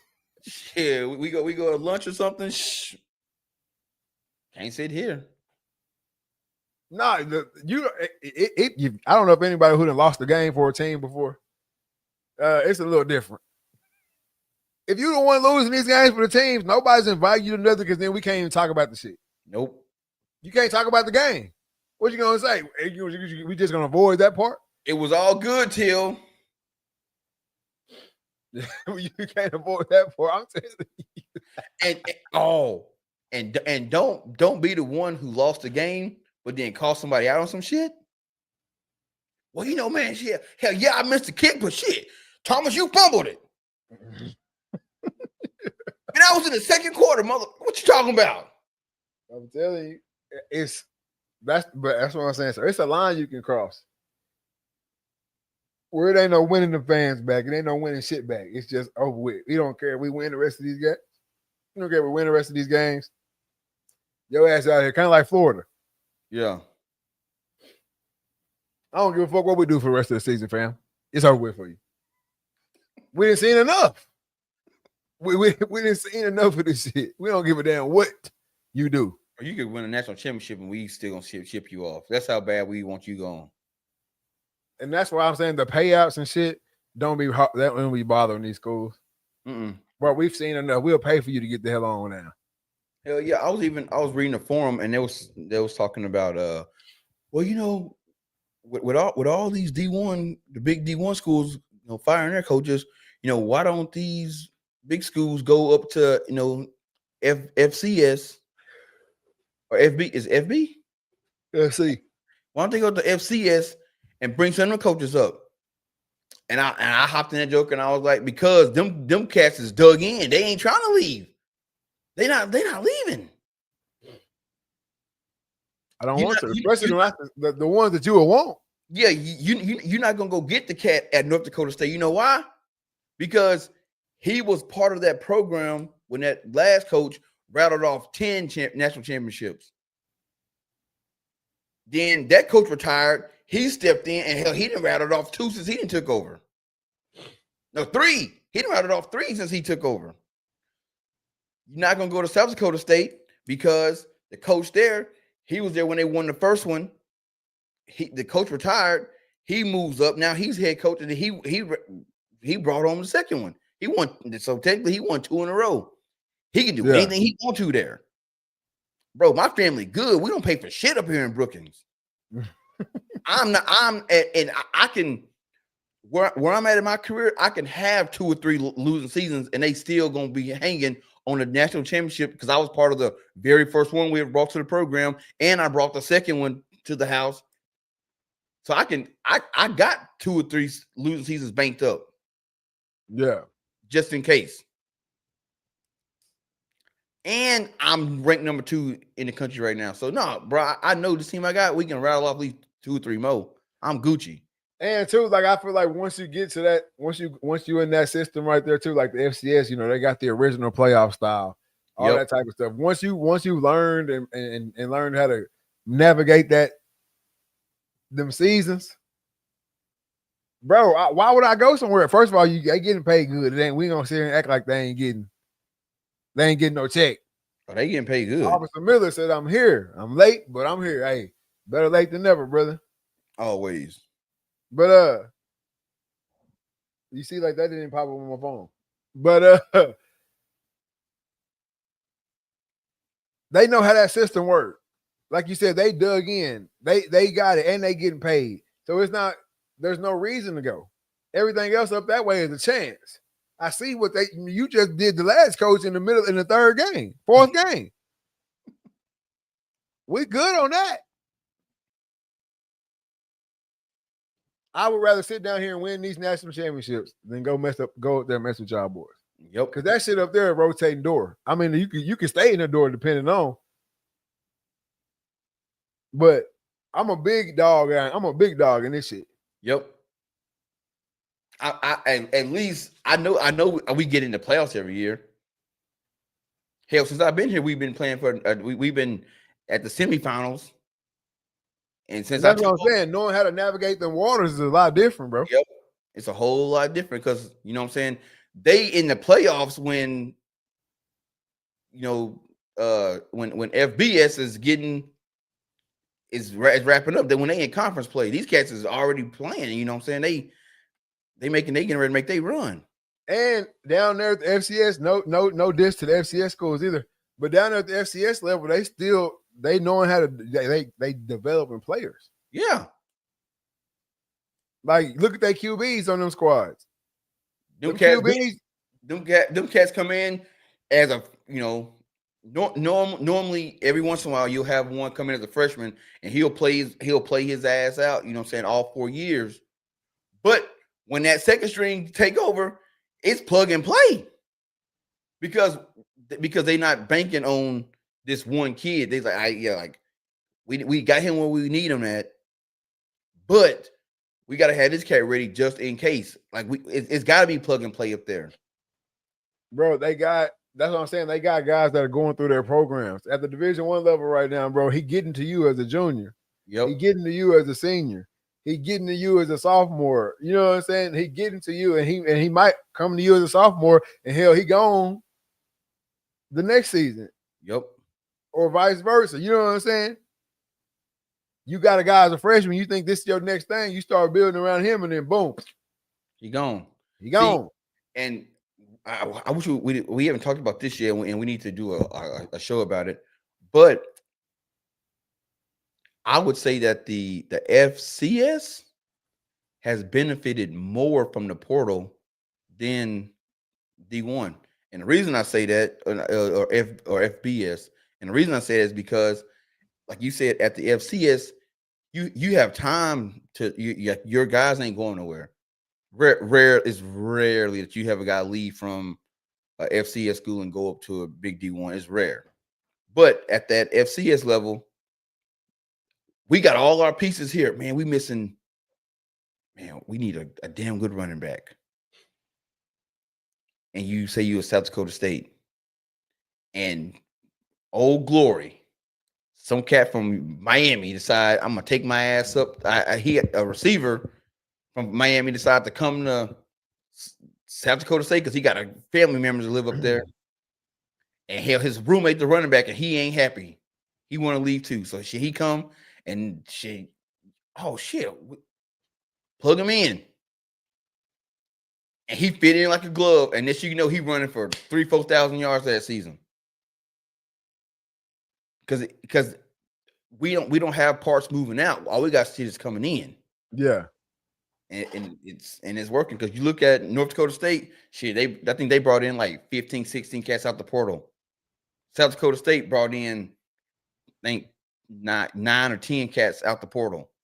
And where they both sitting at right now, 1 and 2, running FCS. Because if I'm coming from a big D1 school and I'm going to a FCS school, I'm going to somewhere that's the top dog. Yeah, I'm going somebody's ball. Straight up. Man. Yeah, so it's hard. It's gonna be hard to peel them coaches up. They stuck in. It's gonna be hard to peel them boys up. Yep. So they just bounce these other cats around, man. No, The young coaches, all that. Oh, get a young coaches a chance. All that. Go get a coach from FCS. All that. You're not getting that. Nope. Because most of the times you don't even be getting head coaches for real. That'd be what be pissing me off. It'd be coordinators. Come on, man. So you want me to go to the FCS school, don't even get the best coach? You want me to go get his coordinator? Hell no. He's skipping levels. Yeah. Hell no. That's your idea. That's what you want us to do. We already in a bad spot. That's what you want us to do. But I even think that about some of the Division I hires they make. First of all, every coordinator not a head coach. Let's just go ahead and get that out.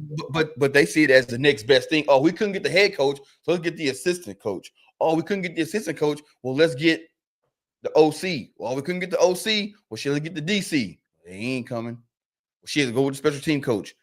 Oh, hey, Thomas Brown, University of Miami's special team coach. Exactly. It's like the Eric Spoelstra. It's the Eric Spoelstra effect, right? Yeah, get the media man. Like he been around this shit long enough. You know what I'm saying? Like he been around this shit long enough. I think he might be able to do it. And Pat coaching from beside. Yeah, he around this shit. He been around this shit long enough. He might just be the guy. But every coordinator is not a head coach. A lot of coordinators, when they get the head coach job, they start doing uncharacteristical shit. Yep. I don't even know if uncharacteristical is a word, but I just did. They do uncharacteristic shit, man. That ain't in your characteristics, dog. When you was the coordinator, you was the offensive coordinator. All you worried about was the offense. Now I'm up to get a head coaching job. Here he is messing in what the D coordinator doing and shit. Oh, I think no, bro. You OC. If anything, you should be able to worry about the OC. Worry about that's the OC. All you need. No, ain't no. If anything, that's all you need to worry about, bro. You are an offensive coach, bro. You ain't talked, looked at, thought about that damn defense for 5 to 6, 7, 8 years. All you did was call plays and run the offense. And you call plays from the bird's eye view. Yeah, exactly. So don't get your ass down here and think you can still be calling them plays. All you doing is making a script. Let Buddy up there in the box call them plays. That's what happened though, because now I'm the offensive guru. So now you trying to big dog your coordinator, and now y'all bumping heads. So when shit go right, it's on you. But then when shit go wrong, well, he the one that called the plays. No, bro, man, I wish the OC would come out and be like, nah, bro, you call them plays. Now I'm just the face. Nah, for real. If you the head coach and the play caller, bro, it's only been a few of them mugs that's really, really got it right doing that shit. But a lot of shit, you can't see that shit down there, bro. Yep. But no, they get over there and they start trying to mess with the defense. And now, oh yeah, we're gonna run this style of defense. Bro, you don't know shit about what's been going on over here in the last 10 years. Stay your ass over there. Same thing with the D coordinators. I know for damn sure you don't know shit about that over there. You know how to stop it, but you don't know how to make it go. Exactly. You know how to stop it, but you don't know how to make it go. So stop trying to get in this damn head coaching job, and now all of a sudden you over here giving the OC pointers. No, bro. The only pointers you should be able to give him is, hey, in practice when we go against y'all, hey, I send this cat every time we run this play right here. We on your QB ass, son. Exactly. You might want to tighten that up on that left side. That's the only pointers you can give him. So I think that's the big thing of it. If I'm a perennial program, I'm not going to get nobody's coordinator, bro. Nope. Not for my head coaching job. Can't do it. You go learn how to head coach somewhere else. You ain't finna learn over here. It's prereqs to this shit. It's prereqs to this shit, bro. You can't learn over here, brother. We ain't teaching. The only school going on around here is these motherfuckers playing. You ain't no learning, yeah. None of that. Bro, we are too late in the game. Like the game is too advanced for coaches having learning curves. We got to win in 2 to 3 years. No doubt, man. But hey, we got Heisman hopefuls, man. Ty Simpson, Fernando Mendoza, Gunnar Stockton, Marcel Reed, Diego Papia. Hey, before we get into Heisman, speaking of Marcel Reed, is A&M for real? Are we at the point in the season now we can say A&M for real? Because I think everybody, we all know the A&M in the back of everybody's mind, like, bro, it's A&M. Like, they gonna shit the bed. They're gonna lose 2 in a row. They're gonna lose 3 in a row. We just waiting on it. Yeah. Is A&M for real this season? Or is this the same smoke show? No, they through the season. And the only reason I say they through the season is because I'm looking at their schedule and they should win out. You got Missouri. Stats say that being the second ranked team in the country, you should go in and whoop Missouri. You've been whooping their ass all these years and all these past years. So yeah. So I say they got Missouri, then they got South Carolina. They should beat South Carolina. Then they got Samford, not Stanford, Samford. So that's a real small D1 school, damn near Ivy League, and then they got Texas. So I mean, yeah, I think they real. They've played some. Nah, just never mind. I was about to put my foot in my mouth. I was gonna say they played some stiff competition, but their schedule was weak as shit. You know their schedule? Call it out. All right. They play UTSA game 1, beat them 42-24. Then they play Utah State, beat them 44-22. They beat Notre Dame 41-40. So that's a big win. Notre Dame was ranked at the time. Yeah. Beat Auburn 16-10, beat Mississippi State 31-9, beat Florida 34-17. They beat Arkansas 45-42, beat LSU 49-25, and got Brian Kelly fired. And then they got Missouri, and then, like I said, South Carolina, Samford, and Texas. So they had a pretty weak ass schedule outside of the Notre Dame and LSU game. But they manhandled LSU, so it's a bad LSU team. So Yeah, they definitely taking care of business in their schedule this season. Yeah, like you said, the schedule is not as tough as I think some people would like it to be, but they can only play. They can only play who on the schedule, and they sitting first in SEC, which is the toughest conference in college football. That's what they say. That's what a lot of people say it though. I do think they're the real deal this year, man. And I hope they are because I want to see something. I really want to see Georgia Tech, A&M in the playoffs. Yes, Haynes King revenge game, so to speak. You know what? I'm kind of pissed off behind Haynes King, to be real with you, because we get on this Heisman talk, and bro, they don't have him as a top tier person for the Heisman. I think he's like 4th tier. And I think he's put up numbers to be considered a top tier Heisman candidate, because a lot of these cats, I mean, yeah, they winning, but not in the fashion he winning. I mean, he doing it in the air and on the ground. And normally, any other time in college football, if you got a quarterback that's doing it on the air and on the ground, that joker is in Heisman contentions.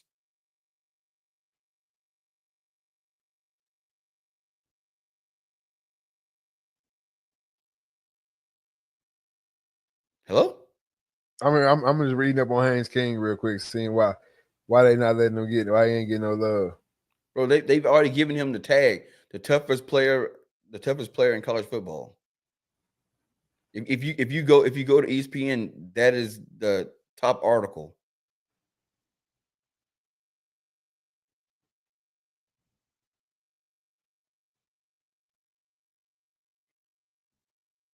Right now, he tough. So I'm just looking to see. Why. It's got to be a reason why. I mean, this season alone, he's 130 for 185, completion rate 72.3%, yards 1480, averaging 8 yards a pass, 7 touchdowns, 1 interception.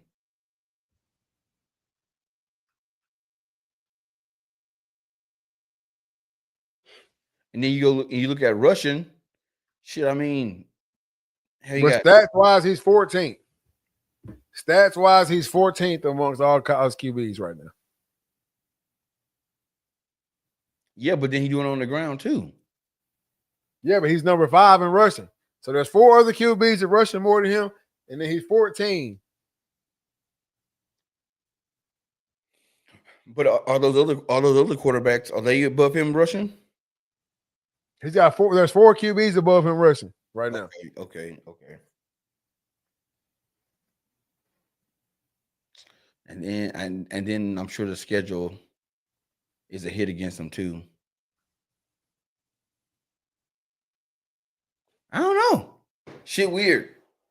But I mean, everybody every time he's on TV, everybody loves him and is talking him up, but he does not get no love from the Heisman voters. So what would he have to do to get some love? I gotta look. I'm looking at this shit right now. Hold on. I'm looking at everybody. Because you got Jaden Mava, 1,587 passing yards, and he got 15 total TDs. You got Pava with 12-11, 306 rushing yards, 15 TDs. Trinidad Chambliss at Ole Miss, 1,033 with 269 yards, 7 total TDs. How the hell is he so high?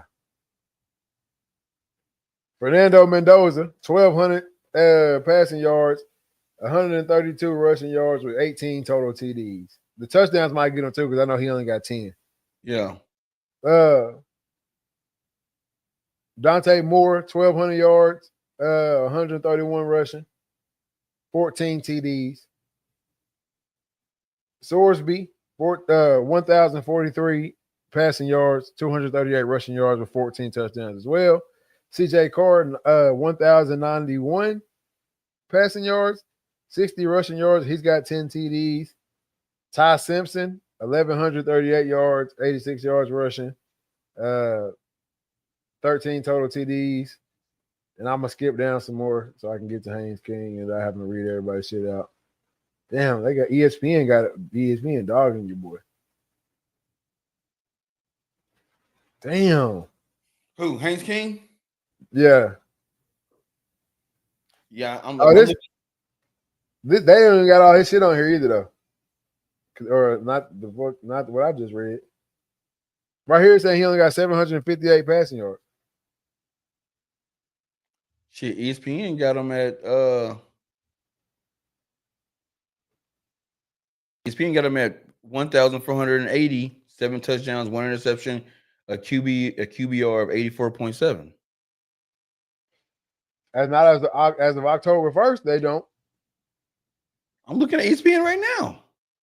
That's what I'm looking at. Ranking every Power 4 quarterback. So, see?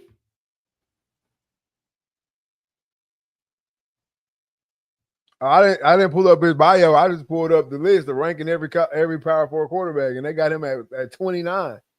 As of October 1st? Mm-hmm. That's the last time they did it, I guess. Oh, bro, it's damn near Halloween. I understand that it's damn near Halloween, but even right there, he got 1,400 yards. There were people on 1,400 yards on this list already. So where do you think they at? That's what I'm saying. I understand he tough and shit, but when you pull up the numbers, he getting skirted off on.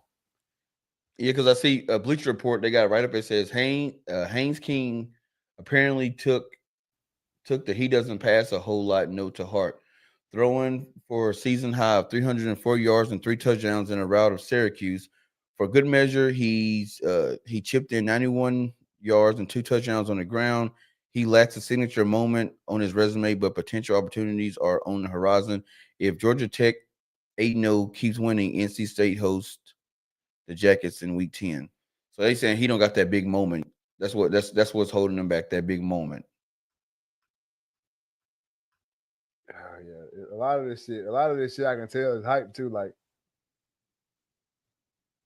All right, CBS, because that's where it's going to end up going off of anyway. So let's go to CBS. Yeah. Let's see what CBS got to say. When was this? This was October 8th, though. So this ain't no new recent shit either. I'm gonna tell you what. They got them at 4. They got them at 4 right here. Okay, they got them at 4. CBS. Okay. CBS got them at 4. His moment is gonna come. He got to beat NC State. He got to beat Boston College. He got to beat Pitt. If he can go in those games undefeated and come in that season 11-0, and then he walk into Georgia. Oh no, it's in Georgia Tech. It's at Georgia Tech. He come in that game against Georgia and he balled. I'm talking about he put a performance of maybe 300 in the air and about 150 rushing. Hell, he ain't gotta have 100. I say 95 to 100 rushing. But give me 3 touchdowns on the ground. Shit, he'll be in New York.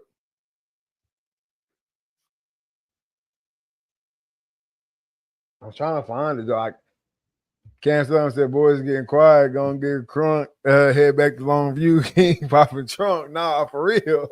Hey, he win the Heisman, boy. Longview gonna go dummy. They gonna turn up. Longview gonna go stupid. I'm trying to find the game because normally it's a game that they hold against them. Let me see what he did in the loss. He ain't lost yet. Oh yeah, he undefeated. So they which one? None of these games. He had 13 completions in that one. Like I mean, that's probably why I'm not a Heisman voter. But I would say, bro, his resume is pretty straight. I'm digging, dog.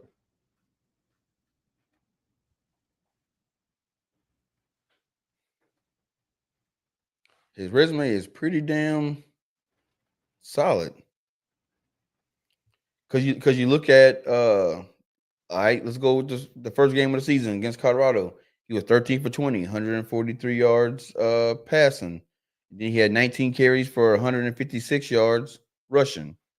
And 3 touchdowns. He had 3 touchdowns on the ground.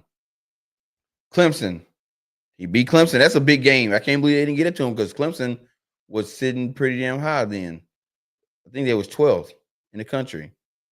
So Clemson, he was 20 for 28, 211 yards, had 25 carries and 103 yards on the ground, with 1 touchdown on the ground. Temple, he was 13 for 18, 161 yards.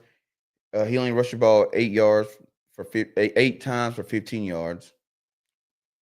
That's for a quarterback to be on the ground, that's gonna hurt you right there. But he also had 161 passing and 2 touchdowns. Wake Forest, he was 28 for 42. He threw for 243 yards, ran for 106 yards, and had 2 touchdowns. Virginia Tech, 20 for 24, 213 yards, had 14 carries for 60 yards. And then Duke, he was 14 for 21, 205 in the air, 14 carries for 120 yards, 1 touchdown. And then against Syracuse, he was 25 for 31, with 304 yards in the air, and he ran the ball 12 times for 91 yards and 2 touchdowns. He had 5 touchdowns that game. All right, this shit was posted 4 hours ago. All right, I told you I had to do some digging. This shit was posted 4 hours ago, and it's CBS too. All right, CBS Sports shakes up top 25 QB rankings after week 9 of college football. Finally found this shit. They got my boy at 2. They got my boy at 2. Okay. 14, yeah. They got the 1480, 651 passing yards. But see, like Fernando Mendoza, if I'm a voter, this is what I'm looking at. Because you look at Mendoza, he'd already threw for 2,000. He had 1923 right now. He's already thrown for 2,000 basically, right? Yeah. But you also got to think about it. Georgia Tech's offense ain't designed for passing. It's not, but that ain't got shit to do with me. I feel you. I feel you on it, but that ain't got shit to do. If I'm a voter, that ain't got shit to do with me. You either passed it or you didn't. You know what I mean? So you got a guy with 2,000. You got Julian saying the young buck from Ohio State with 1,800. You got Ty Simpson. He's sitting at 2,184. You see what I'm saying? Yeah. So that's where I think it's going. Even though CBS do got him at number 2 right now. But you got Marcel Reed. He threw for 1,900. He got 17 touchdowns. And then, so it's just a lot of shit not going in Haynes King's favor. Even though I believe in this number 2 ranking. But as far as the Heisman voters, I don't think they're going to give it to him. Hank King's got 19 touchdowns if you count rushing and passing. He got 19. He got 651 with 12 rushing touchdowns. Yeah. 651 yards with 12 rushing touchdowns. If he can crank in these last few games, if he can get up over that 2,000 mark and then get to that 1,000 mark. And beat Georgia. If he beat Georgia, he going to New York. If he beat Georgia, he going to New York.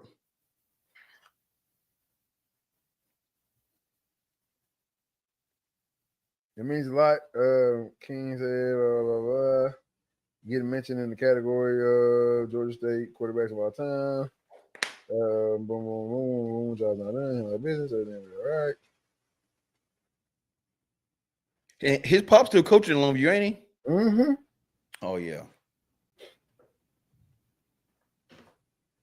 Turn up for the one time, big dog.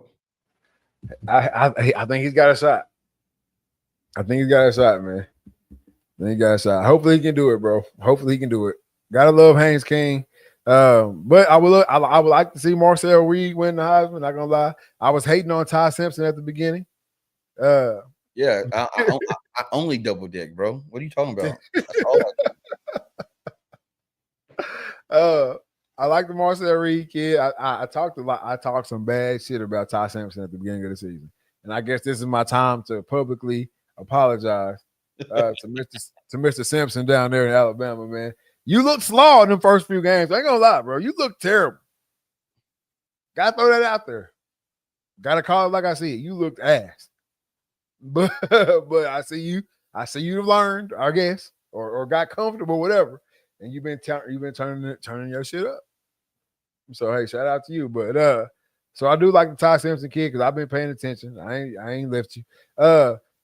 Pavia, he good, but he ain't your Heisman. No. Gunnar Stockton, same thing. He good, but he ain't your Heisman. Fernando Mendoza. I think Gunnar Stockton is just getting the Georgia hype. Well, we got to see him last year, and he had to come in when Carson Beck got hurt, and he was a young buck, and he got the story with him and stuff. That's what I'm saying. He's good and all, but I don't think he ain't. I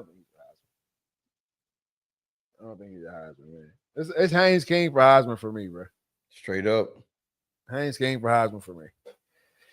But you know what time it is, man. It's my favorite part of the show, bro. I got to get the mental health checks, man. I got to know how you doing, 1 through 10. Personally, what's going on with you? Physically taking care of yourself, and business-wise, what you got coming up next?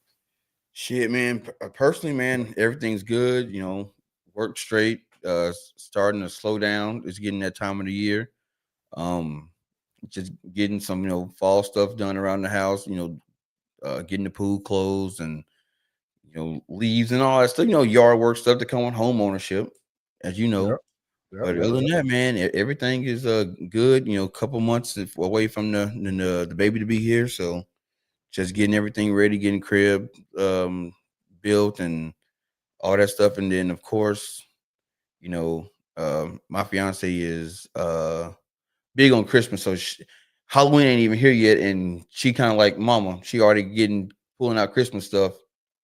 So that's what gonna be on that tip this weekend. Getting the house as soon as Halloween in. We like Walmart. Should we roll in next holiday?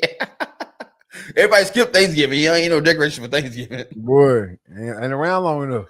When you get them up, it's gotta come down. Come down. So shit, getting that ready. So around the house, man, and life, everything is good, man. I'm sitting at about a 9 right now. Physically, man, I feel good. Um, got to start drinking more water, man. I've noticed just you realize like, dang, I didn't drink no water in like a couple of days. I've been living on straight energy drinks and coffee. That is not good. So got to start drinking more water. But I put the pops down, so that's a start. And slowly getting off the energy drinks, just going to either water or got the little crystal light packs that got electrolyte and energy in it. So hitting those. Um, so physically, man, I feel good. I'm sitting at about a 8. You know, still getting in the sauna, trying to stretch to stay mobile. And then business wise, man, hey, everything is good, man. It's bow timber. New bows are coming out. I'm starting to get like ESPN, trying to find sources, you know what I'm saying, that can get me information about the new bows, and I'm dropping them when I get it. Stirring up conversations about, bow companies and how they're launching their bows, and what they're giving the consumer, and it's starting to ruffle some feathers. People hitting me up, hey man, why are you doing that? You talking bad about these boat companies? No, Yeah, I'm critiquing them. I'm making them better. I even got, what I'm saying, now this time of year, I'm the one hosting all the shows. Now it's I need you on the show. So now I'm getting requests to come on shows and talk my shit. So business wise, man, everything is good. Got a show coming out this week. I'm gonna be on Bowhunter Planet next week. I forgot to tell you about that. no, you told me. I told you, yeah. So Yep. Dave hit me up. So I'm gonna be on the show next week. I was on the Blue Hen podcast last Friday. Um, Great conversation. And and then we got a new podcast, as you guys know. New Jack Archers is pretty much no more. So now me and Courtney C. Will and Holden of the Arrow Army, we are what you call it. We're now I think Courtney came with the name Backwoods and Ball Caps. So we are the Backwoods and Ball Caps podcast. So just 3 guys talking about archery. This show is more so about the tech side of all the bows. Holden is like the archery genius. So we're just talking about all the specs on the bows, throwing in a little bit of fun and a little bit of the conservation and stuff like that. So Yeah. that podcast popping off, and just got word that my 100 episode plaque is on its way. So once I get that, I will share it with the world. Probably have to link up for a photo shoot or something, because it's got to be done right. Because she sent me the proof and was like, "Hey, you approve of it?" And I'm like, "Yep, that's it right there. You captured everything I wanted in a plaque to commemorate 100 episodes." So uh, business wise, man, everything good. Getting ready for what you call it, uh Thanksgiving, Black Friday. I'm gonna be doing a big Dreaded Archer Black Friday sale. There's gonna be some designs that if you don't get it on Black Friday, you ain't getting. It's going in the vault and they ain't ever coming back. We making way for all new designs. 2026, brand new website coming up, new gear. It's gonna be a whole new approach to the Dreaded Archer podcast. So I know I was telling some guys about this last week, and I was like, dude, it's only October. Why are you worried about 2026? And I'm like, bro, I'm 3 months ago, 3 months of planning. I want to roll into January with it. I want to get to January and start, you know what I'm saying, Yeah. planning shit. So always trying to stay a couple months ahead of everything. But like I said, business wise, man, everything is good. I'm sitting at about a 9 right now, business wise. It's great. Hell yeah. For myself, man, personally, man, cannot complain at all. I love the Halloween times. Obviously, you see me tonight. I'm gonna get up. I'm ready for my. We got a Halloween contest at the office on Friday, so I'm ready for that. I'm pulling out a banger for that one. Had a little fall festival last night. Ready to trick or treat, man. Ready to get out there, see everybody's costume, see all the decorations. Like it's one of my favorite times right here. So personally, man, everything is everything, man. Everybody's healthy, everybody's happy. So we just kicking it. So I gotta give it an 8-9 in the personal scale, man. Physically, bro, I feel good. We all know about the little scare I had a few months ago. But since then, I mean, everything's been everything. Everything's been good. Um, I'm ready to get in the woods, man. I'm ready to hunt. I'm ready to get active for sure. Telling you. But yeah, just been taking it slow, taking it day by day. But everything is on point, man. Feeling good right now. We're coming out of the hot season, which is my favorite as far as the way it feels outside. Had to wear a jacket and pants today, so that was kind of trash. But other than that, you know me, man. I just can't complain. Them woods, man. Gotta get in them woods. I don't know. That might be one of the new shirts, man. I like that. Them woods. Get in them woods. Business wise, oh man. Definitely no complaining coming from the business side, man. Work is going great, going fantastic. And then Nicholas Reed Photography is also doing this thing, man. If you've been booked, I appreciate it. If you're getting booked, I appreciate it. If you're thinking about booking, go and hit that button. Shoot me a message, whatever you got to do to get your sessions in. Christmas sessions will be coming up soon. A little inside studio action. So hit me up for details on that. If you want Christmas photos for the family, I know if you haven't booked up with that yet, you're a little late. But hey, we can get you in. That's one thing about me. You know what I'm saying? We gonna get you in. All right. So hey, like I said, if you haven't booked, man, get with me, book it up. But yeah, Nicholas Reed Photography is doing this thing, man. Read, Talk, and Listen podcast. Another episode, man. We just, like I said earlier, we went on the Joe Till podcast. That's one of my favorite things to do when we get to go out and do something else. Shout out to Joe Till again, man, for having us on. We're just gonna keep rocking, man. We're just gonna keep rocking like a cutoff stocking. I know we missed last week, but we back, and I don't think we're gonna miss again for a while. So y'all just stay tuned, stay rocking with us, and we're gonna keep rocking with y'all, man. For sure. You got any last words for the people? AMA, yeah. Hey, don't jump stupid. Like I know the government is shut down and people freaking out about not getting them yamps. Hey, if you a person that gets some yamps and they don't come in next month,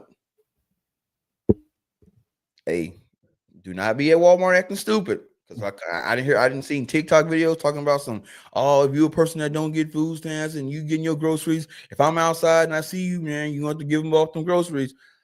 Let me tell you, you run up on me. The place you're gonna be going, you ain't gonna need no groceries. You ain't gonna need no groceries. Hey, the groceries high too. Oh yeah, what, bro? And see, here the all these people talking this mess, talking about if you don't get food stamps, you know what I'm saying? And I see you, I'm gonna run up on you. Do you like you hungry? I get it, and you want these groceries, but I done paid for these groceries, and groceries is high. So now we in a conundrum. Because if you take my groceries, not only do I lose my money, but now I lost the food too. I'm hurt twice. You just didn't get the food, and it wasn't your money. Man, look, bro. I'm gonna tell you, it's 2 or 3 things that'll get you took up out of here so fast that you ain't gonna know what happened to the good Lord wake you up. I'm gonna tell you that right now. And messing with people's food, bro. Yeah. Like when you called me, it was like, why? Like you watched that video when they was talking about taking people's buggies. Like, bro, that is like one of the quickest ways that you'll get took up out of here, bro. Over them groceries. I hate it for everybody who losing they assistance, right? Like obviously that sucks. It sucks. It's hard out here. It's tough times right now. I know sometimes we forget about that because everybody's situation not the same, right? Yeah. A lot of people will put themselves in position to not need government assistance, or put themselves in position to, if the government assistance stop, now I'm to this point, so it's cool. You know what I'm saying? Like, yeah, it's gonna suck, but it's cool, and we're gonna make it, right? But I know there's a lot of people who they dependent on that shit too. You know what I'm saying? But just because you're dependent on it does not mean I'm finna come up off my shit. I'm telling you. And I think that's what I think a lot of people need to realize. Like, we get it. You depending on this to feed your family and stuff like that. But hey, you're gonna have to find another way, baby girl. Yeah, because because I'm the source. I'm the stamps for my family. So that I gotta feed them. So what? So what I'm supposed to do because you didn't get your shit? Now I gotta suffer? Nobody. Yeah. So It's not gonna work like that. please reconsider. I'm That's all telling I you. can add because it's gonna be that's a bad movie. I don't want to watch. But I tell you now, you got a better chance of walking up and saying, "Hey, homie, I'm struggling." You know what I'm saying? Can you help out? Now you may not be getting none of these groceries in this cart. I might be able to spare a couple of dollars, or you can wait in this parking lot and you give me about 30 minutes. I can get to the house and get in that cooler. I can get you some hog meat. I can get you a little bit of deer. But hey, that's all I can supply. I'm gonna give you what I can supply. Because I'm not gonna take from mine to give to you. Yeah. So it's tough, man. I hope that doesn't become a string of things like where people getting their buggy snatched or people getting hurt trying to snatch a buggy. Like that is a bad movie, y'all.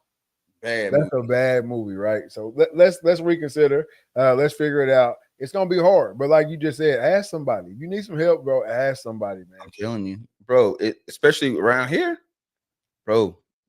There's way too many churches that pick up that plate on Sunday. That's got money going around that can help out. If shit really get that bad, which I don't think it'll ever get that bad, but if everything ever get that bad, that is a time where the community come together. Hey, Pastor, I know you want that new Bentley, yeah, but hey, the church hungry, Yeah, the community hungry. yeah, That's time for all the churches to come together, put your money in the pot, and start a chow line. exactly. And it's not even churches too. Like you Businesses. have an organization right now, and that's what you do. Like this is your time to shine, bro. Like you got to call in the reinforcements. You got to go out and get more food. You got to go out and get more money to get food in order to help your people, Yep. whoever that might be. Right. So don't be scared to ask for help out here, man. Everybody's not gonna be able to help you, but somebody can help you. Exactly. So Right. So I was telling Granny today. I said, shit get bad. I said, hey, I gotta help my folks. I said, I'll be in the woods double time with that bow. You know what I'm saying? no, for real though. Like, It's gonna be hell with anything brown. and that's what I'm saying. Like that's what I mean by like not even just the churches, like anybody who can do something to help right now, go ahead and do it. If that means we got to go out and we got to hunt extra, we got to go out and we got to hunt extra. That's it. That's all there is to it. If we got to spend more time out there in the woods, more time out there when it actually gets cold, more time out there in the cold, whatever it is, really putting the hunt on, like not just going out there and sitting in the stand, but like really, really hunting because that's what we need to do. Then that's what that's what we'll have to do. But we just got to come together right now. I mean, look for the silver lining in this shit. That's it. Use this as a time to get on your shit. Like you can't depend on the food stamps no more. So use this as a time to get on your shit. You got to pick up that extra shift for a couple months, couple weeks. You gotta find that new job that you've been needing to find, but you can place it in your spot. You know what I'm saying? Like use this time to better. That's it. It sucks. We all know it sucks, and I know I can say that. It's easy for me to say that because I don't get food stamps. You know what I'm saying? None of that shit. So I can say that because I'm not worried about my shit getting cut off tomorrow or whatever it is. But I mean it. Yeah. You know what I'm saying? So use this time for good. I hate to say it like this, but let's make the best of it. And come out on top. Yeah, man. I know this is kind of long winded, but I can just I've talked to people in my job. I'm dealing with the public every day, so I'm hearing the stories. Like there's people that I work alongside. You know what I'm saying? They don't work with me. I mean, they work at the gas stations, but I hear them talking about, if these yams don't come in, I don't know what I'm gonna do. You know what I'm saying?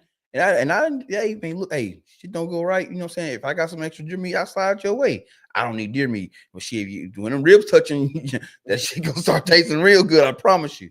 So you know what I'm saying? And I got chickens. I've been giving folks eggs. I know it's early. It ain't for sure, but hey man, got eggs.